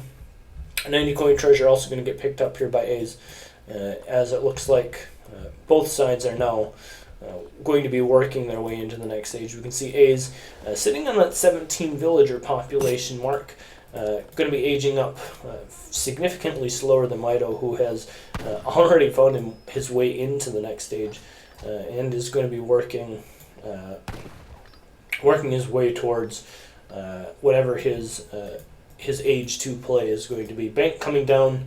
We'll see whether or not we get an early stable out of him. maybe an early barracks, something like that, something aggressive to be able to deal with any sort of impending aggression that he perceives out of the Russian player. For the time being, A is just a single villager working his way forward across the middle portion of the map, and there goes down the blockhouse in the middle of the map. Going to be able to start setting up camp in a somewhat aggressive manner. Still, for the time being, nothing here being shown out of Mitoe. No explicit stable or anything like that. No, ooh, look at that aggressive play. 8 pikes coming forward, and you have to wonder whether or not that's going to be successful in getting this blockhouse down. It may very well. I mean, A's only had a single villager out here to start with. He's been doing some siege damage here. Now the 8 pikes going to be in position to be able to try and knock down that blockhouse. And A's saying, not ye old vanilla rush. Perhaps signaling that he's seen this kind of play before. Mitoe behind this, constructing a second bank, and is going to be able to get down the blockhouse, is going to be able to slow down his opponent's any form of aggression, and as a result, pretty nice little win for him there. Of course, he did have to send 7 pikes, lost 1 to the blockhouse fire, but also is going to defer any early pressure, any early units. Yes. From his opponent. So, of course, there are trade-offs. Doesn't have 700 wood, doesn't have 4 banks going for him, but at the same time, lives to see another day in terms of pressure. So, some good things about it, some maybe not so good things about it, but at the end of the day, I think it's a decision that he's going to be able to live with. 700 wood coming out is the more standard next card for our Dutch player, and we'll see what he constructs off this, whether or not we'll see some more banks being dropped down, perhaps a stable or a barracks as well. Here comes the stable into play. Expecting to see another bank come off the back of this as well. Market coming down similarly as well. And we'll have to see what the progression is going to be. 5 Cossack shipment coming forward here for A's, as well as a couple of musketeers of his own. Now, of course, A's is well aware that there are pikes out on the map. Similarly, should be well aware that his opponent did have to sacrifice quite a bit of economy and quite a bit of perhaps unit training time and stuff like that just to be able to get those 8 pikes out. So going to be fairly safe in pushing forward here. Poking down on that villager trying to construct the barracks does get it killed. Forces Minutemen to be popped here as well. So kind of a nice little win there for A's once again. Forcing Minutemen to be called, forcing the pikes to be pushed forward, and getting a nice little exchange there, killing a villager as well. But at the same time, Mitoe does have 2 banks. He does have his market up. Starting to perhaps get some cavalry out here now, as well as we see a couple Hussar working their way forward. And we're settling back into a more standard-looking gameplay, despite the fact that we had a couple wacky things happen in the early game. A's is now in a position where he's got his blockhouse up, he's got a couple cav out, he's got 700 wood being sent and starting to establish the TP line. And similarly, going to be able to start getting out a decent mass of units here as well. That 700 wood going to allow him to build some houses, get some market upgrades perhaps, and get even more XP rolling for him. Dutch on the backside of this, of course, is kind of a ticking time bomb. There is a point where he has to decide how he's going to continue, if he's going to play this in Age 2 or Age 3. If he's going to play it in Age 3, he has to be very cognizant of how much food he has available in his base. He does have this other hunt up here to the north as well. But we have to remember, if he wants to get up to the next stage, he does have to have at least 1,200 food in terms of these hunts that he can gather and not put into units just to be able to get aged up. And then presumably still have something left over to be able to make some military units once he does get aged up. So kind of a tricky way forward for him. Looks like he does have a 3rd bank up as well now that the bank wagon has been sent. And Both sides just continuing to mass at this point. Economic unit populations fairly even, slightly in favor of Dutch, which is to be expected, I think, at this point. In fact, even the military unit population actually quite in favor of Dutch. But the one thing that we can't count out for the Russian player here is the fact that there are 3 TPs up, which is a significant bonus in itself as well. So flip over to the military units, see what kind of armies both sides are working with. 9 skirm, 7 pike, and 10 hussar. Fairly formidable army compared to the 15 weaker Russian muskets and 4 remaining Cossacks from the 5 Cossack card for the Russian player. Second blockhouse coming down, and A is, whoa, out of nowhere. 700 coin and age is up. That's going to, I think, spell go time here for Mitoe. Mitoe is not aged up himself, and in fact is truthfully probably nowhere close to being able to age up. If we take a look at his resource counts, doesn't really have the resources required to get aged up, and now all of a sudden A is finding himself in a pretty good position where he's aged up, has decent shipments available because of the fact that he has had 3 TPs for quite a bit of time here. And on the other side of things, he has allowed his opponent to get kind of out of his base a little bit, so that's kind of a win for the Dutch player. But truth be told, 2 falconet shipment, some veterancy upgrades perhaps for the muskets, are going to be quite difficult for the Dutch player to deal with at this point in the game. We can see pretty good use of the trees here, doing a good job of hiding everything back in the tree line, and the Hussar having a difficult time getting into a position where they can actually get to the falconets. We see a couple sneaking around here in the back. One of the falconets doing a little bit of a dance, getting a little bit low, but both of them are still standing, doing an okay job focusing down as much of the infantry as possible. Both of them still standing, although it looks like they are going to get taken out. There they both do fall. But at what cost? It looks like Mitoe ending up using the entirety of his army. And the ever popular question for both players, was it worth it? I think it was at this point for Mitoe. I think killing the 2 falconets, he bought himself some time to get aged up. A couple of villagers here a little bit out of position, but truth be told, he's going to be getting his age up in. He's got 3 banks. He's got good infrastructure, and now he's dealt with realistically the scariest card. He's dealt with the 2 falconets. Russia still has a lot of a long ways to go in order to even up the upgrades and stuff like that. Some of the stuff that Dutch is going to get for free when he gets aged up, the veterancy upgrade for his Reuters, the veterancy upgrade for his skirmishers as well.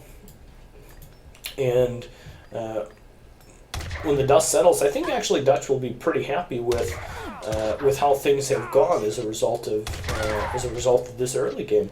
Got a pretty good fight there, and managed to get his age up in as well. So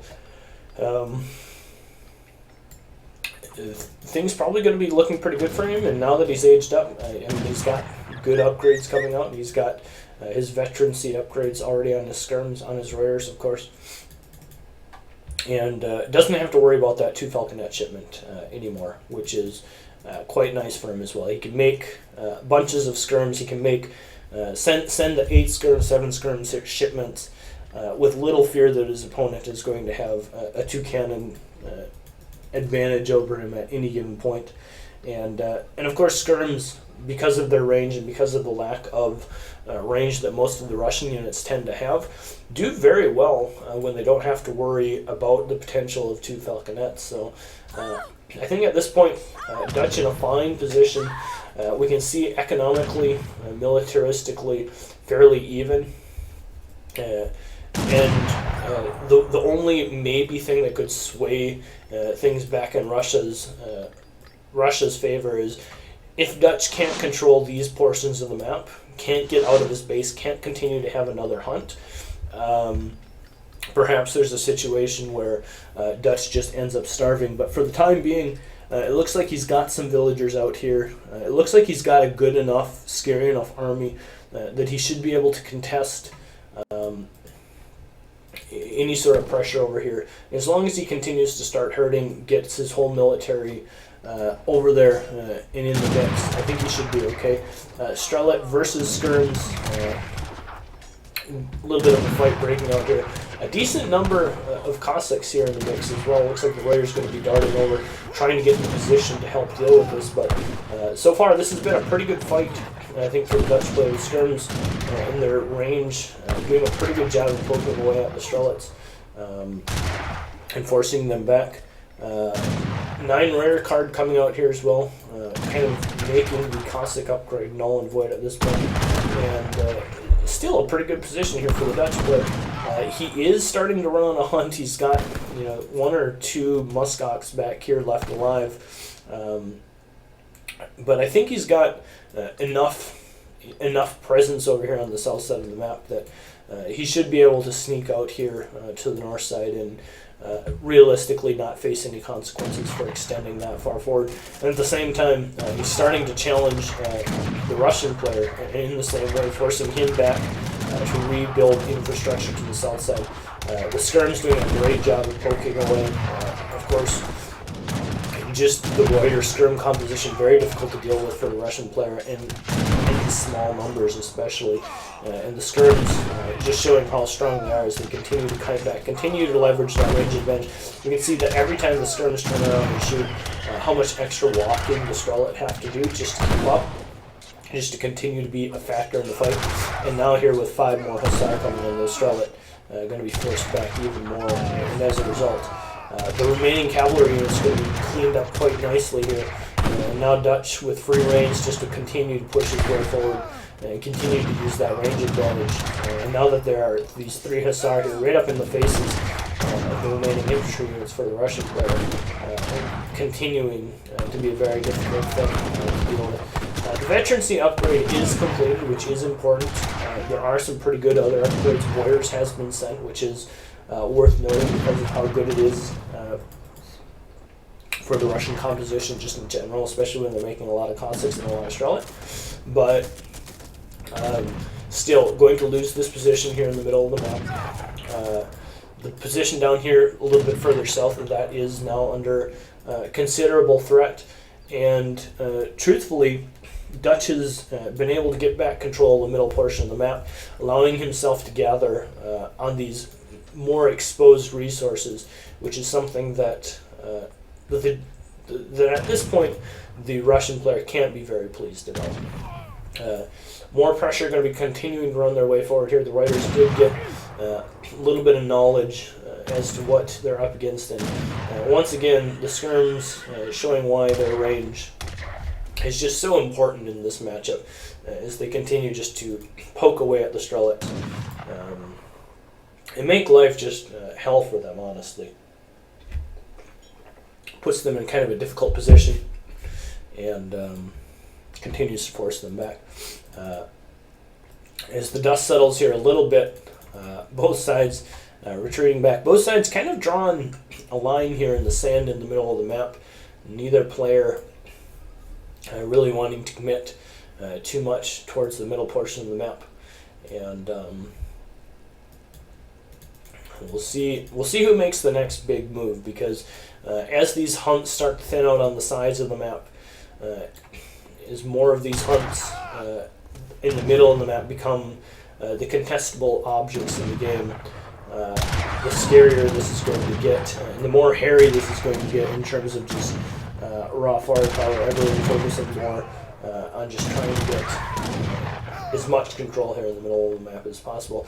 A is putting up kind of a cheeky little wall here. He's going to try and secure as much of this northern wilderness for himself as possible, walling in the remaining little patches of hunts here. Actually going to go a long way to helping him survive here in the mid game. And the longer that this game goes, I mean, honestly, the scary part for Dutch here is kind of over. As we continue to go further and further into the game, I mean, similarly that we saw in the Brit game, the game that ended up being 50 minutes long, the longer Dutch is forced to fight in Age 3, the longer they're not allowed out of their base, the longer they're forced into these kind of awkward trades, and the more cards become a factor, the further ahead the other civilization tends to be. If Dutch can't kill you often with one of their big mid-game power spikes, off the back of a shipment or a very important card, oftentimes the other European civ finds themselves in a good enough advantage to win. As we see now, one of these big fights fighting their way forward.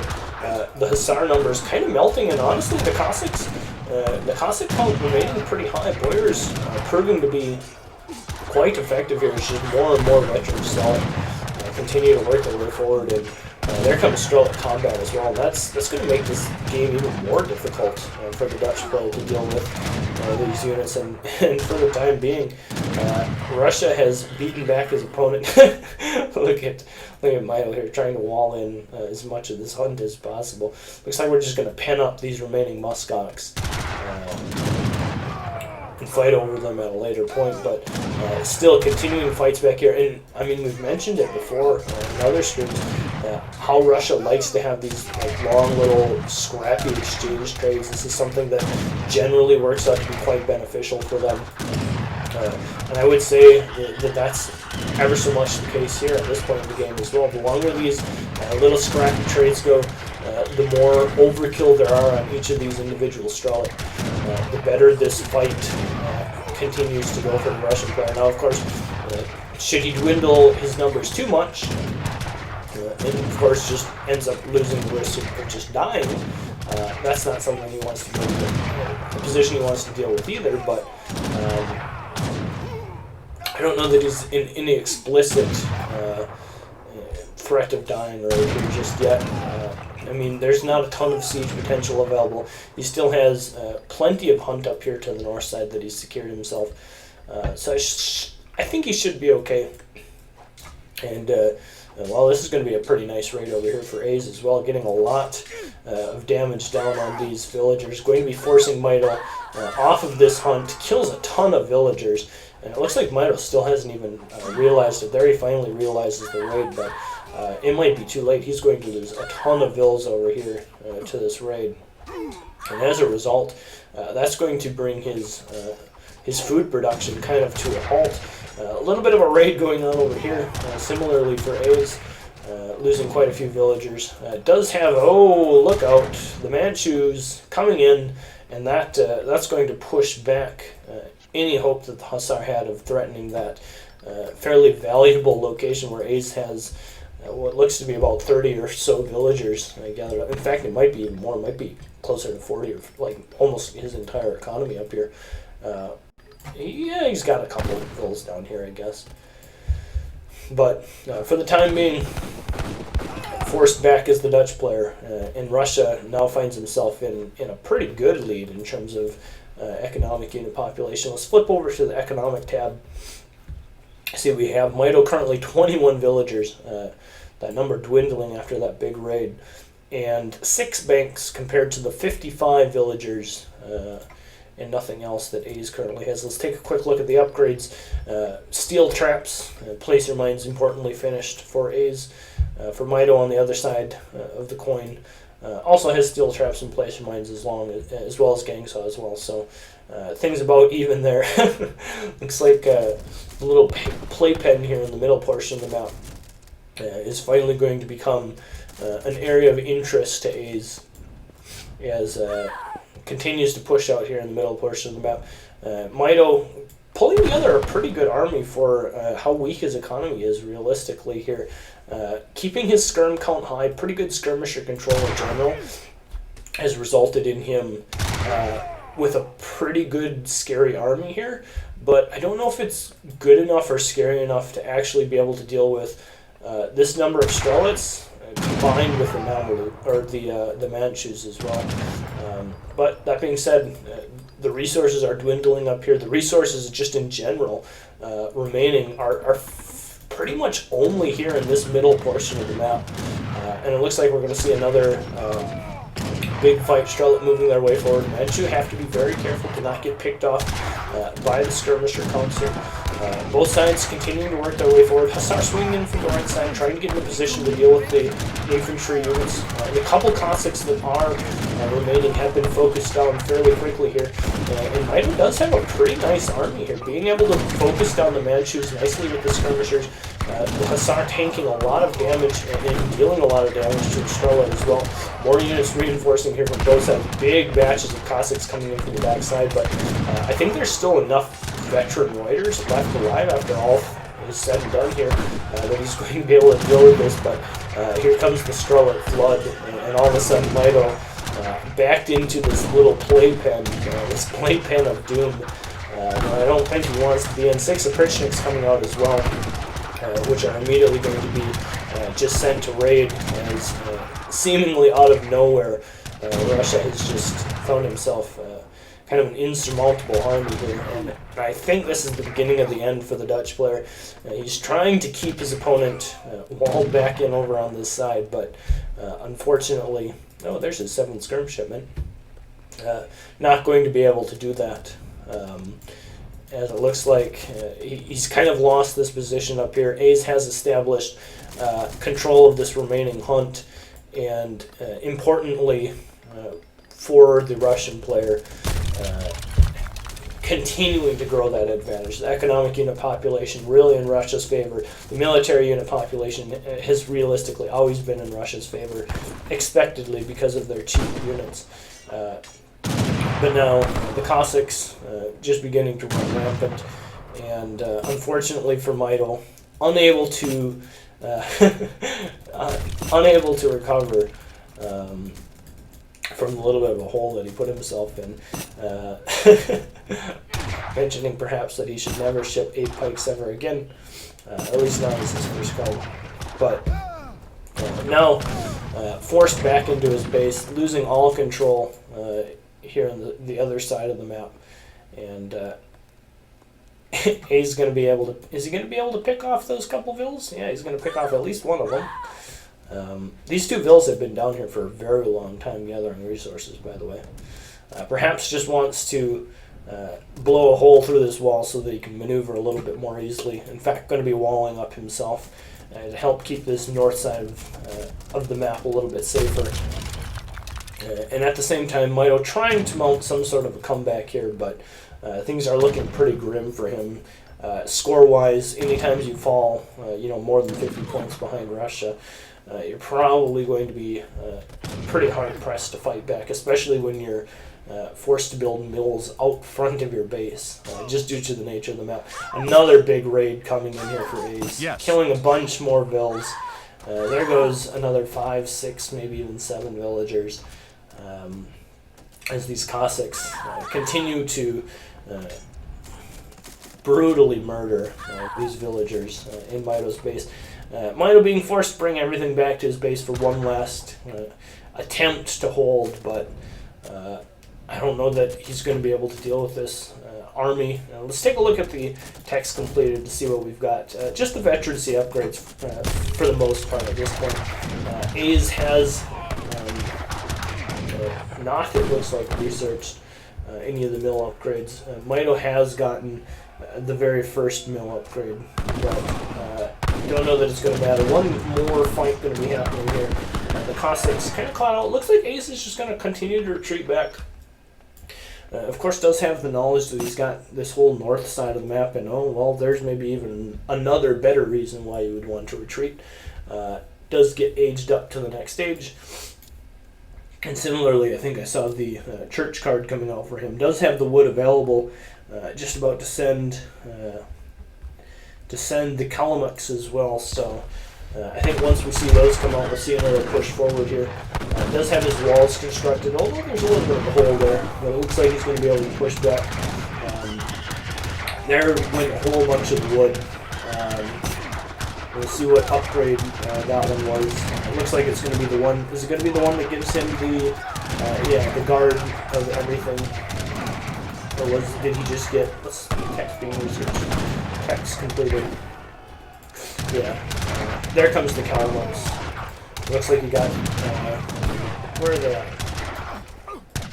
There they are. They're just going to go running around raiding.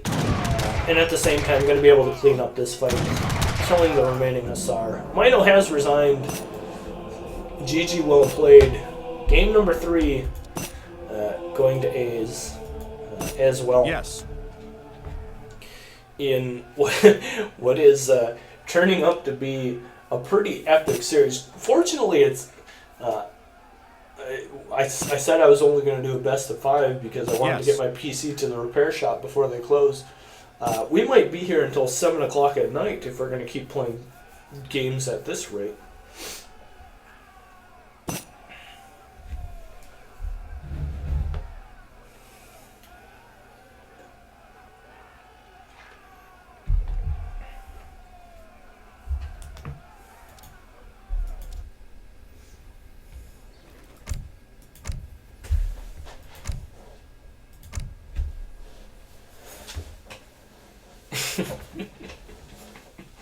King breakfast. That is just my favorite emoticon. I'm gonna have to learn how to use that one myself.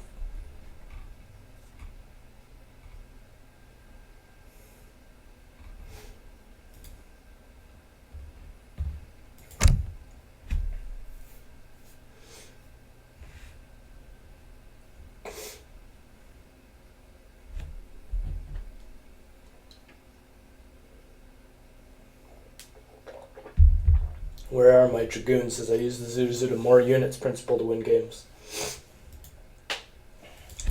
Let's do Arc or Manchuria.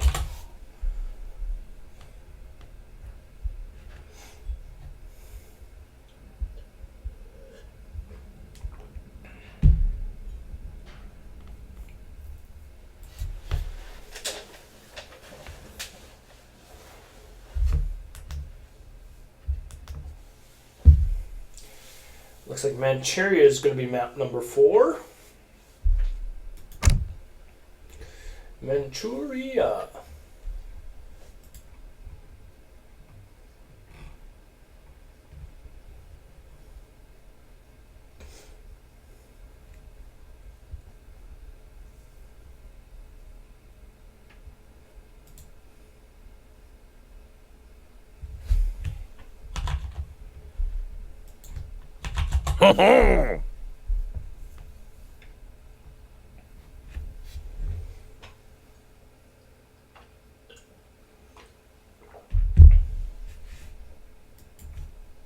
Yes. Ooh. Aizamk is going to be playing the Japanese.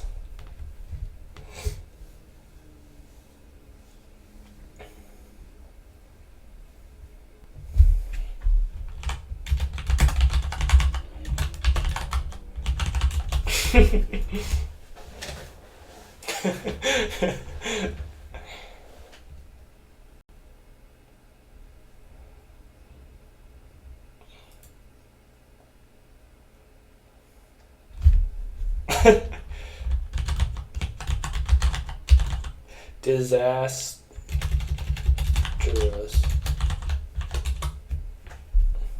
No.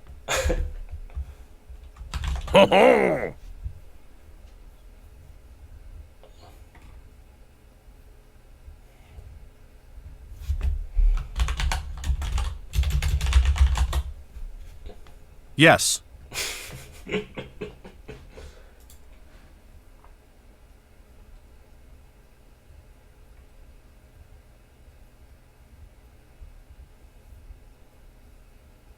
Disastrous. Yeah, I struggled with that word.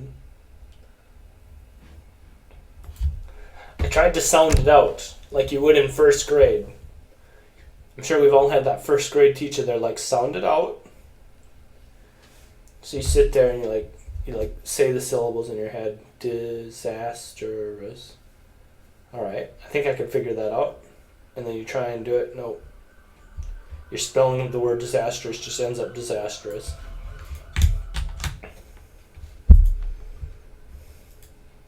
All right, here we go. Game numero 4. In what is a must-win for Mitoe.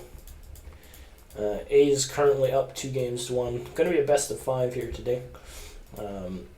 Game number 1 did go over to A's in what was a 45-minute slugfest. Game number 2 went over to Mitoe, and game number 3 on Yukon. Another doozy on Yukon. Spawning in the bottom left side of the map, playing the Japanese civilization, is Mitoe. And spawning on the right side of the map, the upper right side of the map, playing also the Japanese civilization, is our boy Aiz. And the map is Manchuria. No. And it is a Japanese mirror. My favorite map, or my favorite matchup in the game. Both sides looking for those ever important wood treasures. I'm pretty sure A's just stunned the same tiger twice, which you can't be too happy about. Got a pretty good sized divine strike there, so it won't be too difficult for him to deal with. Consulate finishing up. Portuguese upgrade coming for both sides, as A's is going to be able to put down a very nice early shrine here. Similarly, Mitoe has the wood required to build a shrine. In fact, A's has the resources to be able to build 2 shrines, should he so choose, almost immediately. Similarly, could just save that wood. Or maybe he even wants to be grabbing himself a TP. We'll have to see. Currently does have his shrines gathering on wood. In fact, it looks like maybe even has some villagers. Yeah, I was just looking at the ticking there and saw it was going up pretty quickly. Does indeed drop down a trading post as well, so has himself a very economic start here in the game. Mitoe, having dropped down just a single shrine of his own, will be aging up slightly quicker as a result, but we'll see whether or not that's actually going to end up being something that plays into the game whatsoever. First cards will be coming here very, very shortly. Expecting Heavenly Kami. Oh, A's pulling a fast one on us. 3 fishing boats. Mitoe playing it by the book, sending Heavenly Kami. Of course, A's likes to do his own stuff sometimes, so we'll see what ends up happening here. We have another big 90 wood treasure going to be begun to be contested by both sides. Of course, these wood treasures very, very impactful in this matchup. And we'll see whether or not A's is able to kill this line in time to be able to pick it up. Looks like one of his scouts, no, he did get it. He got the lucky divine strike and had the fast finger, was able to pick it up as well. So able to pick up. Yes. Yeah, I think he did as well. I was a bit curious as to why Mitoe pulled off. I think he just maybe slipped in the mouse a little bit. But we'll see what A's has in store for us. He's already shipped those 3 fishing boats. Perhaps has some sort of FF in mind. Nope. Having shipped 3 fishing boats, he's now shipped Heavenly Kami as well. So just going to be playing the very, very economic game.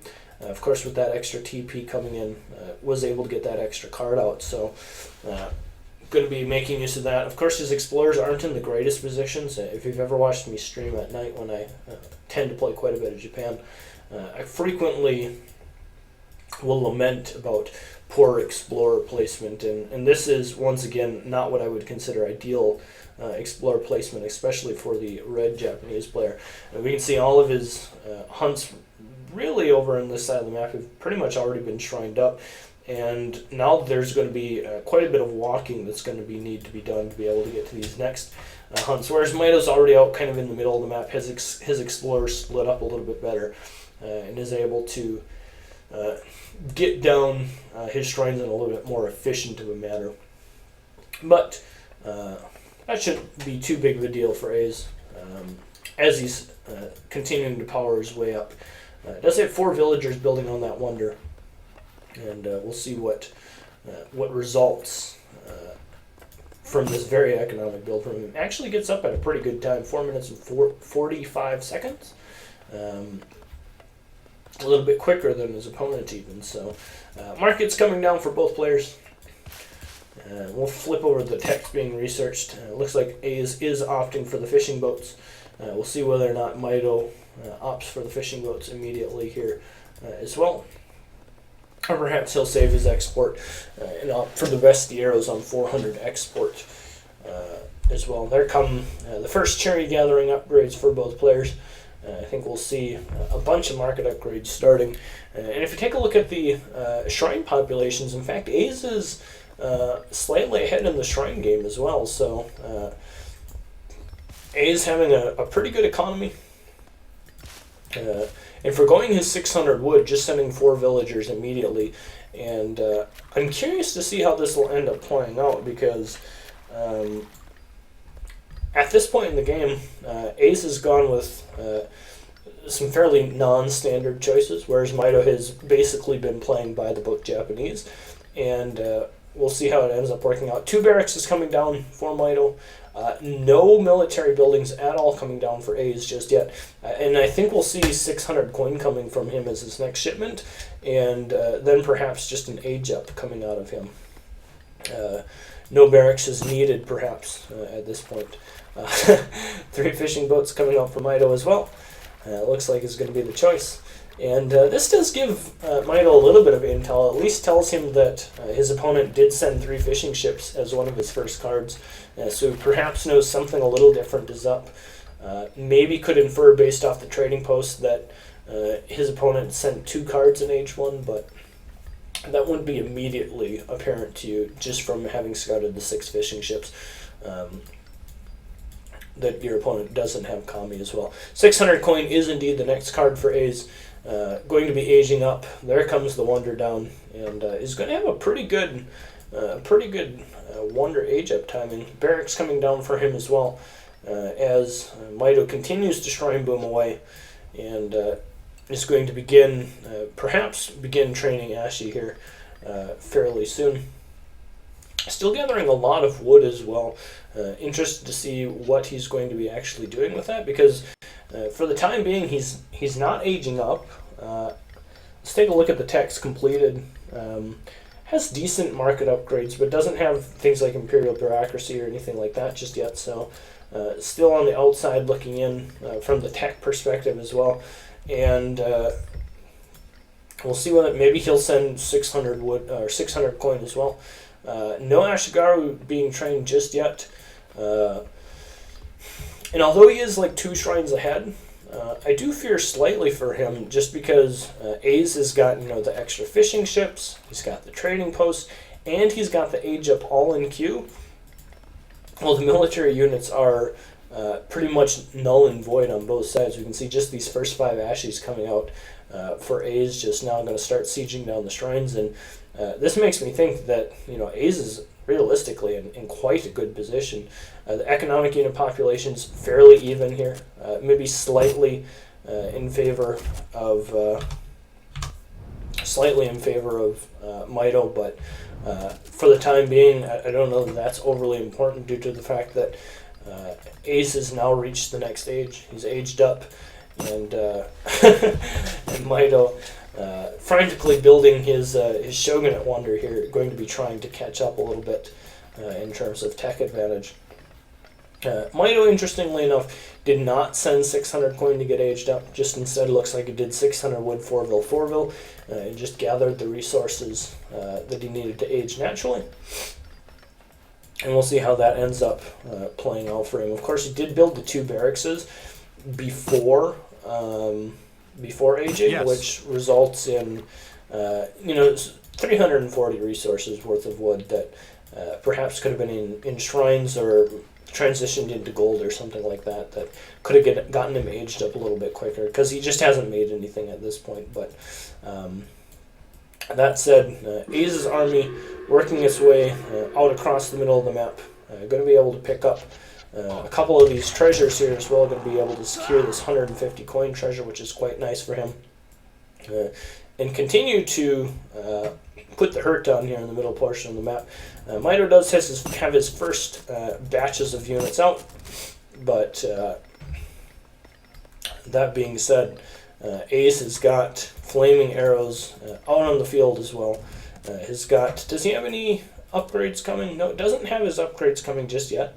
Mitoe does have his veterancy upgrade coming for his Ashigaru Musketeers. Does also have the Daimyo available to him that he got from the Shogun at Aizamk as well, so it has those kind of little advantages going for him, but he has to be very careful with how he deals with the flaming arrows so that he doesn't just kind of get run over by those flaming arrows in this mid-game. Currently, as it stands, doesn't have any flaming arrows of his own, and we'll have to see. Maybe that'll be his first shipment here in the next stage, but for the time being, yeah, there it comes. 2 flaming arrows, and now coming actually nicely to the Daimyo as well is going to result in kind of a nice timing here for him to be able to get a little bit of pressure on. Aiz also has his upgrade for Disciplined Ashigaru finishing it up just now, and does have his 2 flaming arrows out as well. So all said and done, things fairly even here actually. Military-wise, both sides fairly even. Mitoe slightly ahead. Economically, Aiz slightly ahead, just due to these slightly extra things going for him. He's got the 7 villagers already sent, slightly down in shrines, but he's got these extra 3 fishing ships and stuff as well going for him. So 2 more flaming arrows coming in. Interesting. He's sending the exploration fleet. I believe that gives him like the Culverin and Bestiaros, which that Culverin is actually going to be very, very useful against these 4 flaming arrows that Mitoe has sent just now. We'll see whether or not when that comes out, if that spells go time for Aiz. Flaming arrow shots getting exchanged here slightly. Both players being fairly careful with their cannons. Aiz does have the castle as well, so he is going to be able to reinforce should he need. Oh no! Oh no! Oh no! The petards. I didn't even know what the that's so tricky. Yes. Oh man, that's just brutal. Such a clever little play there from Aiz, sneaking the. I thought that the exploration fleet gave. I thought it gave like the Culverin. I'm pretty sure one of them gives the Culverin, but I knew there was one that gave the Caramel as well. But maybe that's the Age 4 one. Either way, using the kind of just a double whammy there, killing the fishing ships that Mitoe has, and getting the Bestia, or getting the Teshuga Shrine down of his opponent is just really beneficial. And when it rains, it pours. Mitoe, unfortunately, shipping his orchard wagons to his daimyo out front. He will be able to get those back home, it looks like, before he explicitly runs out of food, but at the same time, Aiz is in the next stage. He's gotten to Age 4 via the Shogunate, and now things are really starting to look quite in favor of Aiz at this point. He's got a really nice mass of flaming arrows. He's got the daimyo out. He's got plenty of disciplined Ashigaru, and this is a position where Mitoe's just continuing to play catch up at this point. Does have his own wonder down, but I mean, you have to start to wonder, how is he going to keep up economically when he doesn't have this Teshuga Shrine that his opponent does have? And, you know, the later the game goes, how does he keep up with the upgrades? How does he keep up with the rebuilding of shrines and stuff like that? We'll have to see whether or not that comes into play here, but certainly you have to expect that losing, you know, the fishing ships and the Teshuga Shrine is definitely going to be hurting him the longer this game goes. So, Aiz pushing forward, does have 5 flaming arrows on the front lines, has sent Shogun Tokugawa as well, giving that nice HP boost. And there comes the 4 flaming arrows. Let's see if he's got the honored Ashigaru Musketeer upgrade. It looks like it's not coming just yet. Just a little bit of wood short. There he does have it in queue, and this is going to be a very strong timing for him. He's got 9 flaming arrows, 2 daimyos, and about 50 Ashigaru Musketeers, which is going to be an absolute nightmare for his opponent to deal with. A couple Yabusame have been trained by Mitoe in an attempt to be able to deal with the flaming arrow count. The Shogun and the daimyo need to be a little bit careful, but Flaming arrows raining terror from above, doing tons of damage. And if we take a look at text being researched, there it is, the ever-important Honored Ashgar Musketeers. The Aizamk dropping down very quickly. They are getting quite a few kills on the Flaming Arrows here before they go down, but Mitoe being forced to fight here before his own upgrades can finish, before he even has the economy to build his own upgrades. Refrigeration coming out as his next card, but not going to be enough. GG called, and Aizamk game number 3, and thus this best of 5 series as well. Pretty good game, pretty good series. Honestly, games 1 and 3, the game on Kamchatka and the game on Yukon were both excellent games. Really fun ones to watch. He's rubbing it in the face of his opponent that he is now currently up 5 series to 3, and making sure that his opponent knows about it. That's going to do it for Smackdown today. I know we started a little late. Hopefully you guys enjoyed some of the games in the middle that were actually quite good. And hopefully I can get all of my PC issues sorted out here within the next week, and we'll be back running at full capacity with interjection and everything. Get everything sorted out on time here so that we can go back to good old-fashioned Smackdown the way it was meant to be. Full 1080p, nice, all the graphics turned up, everything like that. So thanks for tuning in, guys. Of course, we appreciate it as always. We'll be back next week, rain or shine, old PC or new PC. And thanks for tuning in. I'm going to send you guys over to, let's see who's going to be streaming, or who is streaming. Anyone going to be streaming here? Maybe Garja? Maybe a Garja stream to watch? If not, I'll send you over to this guy.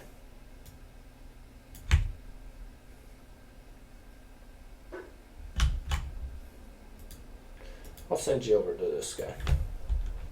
Thanks for tuning in, guys. Appreciate it as always, and we'll catch you next week. Peace out.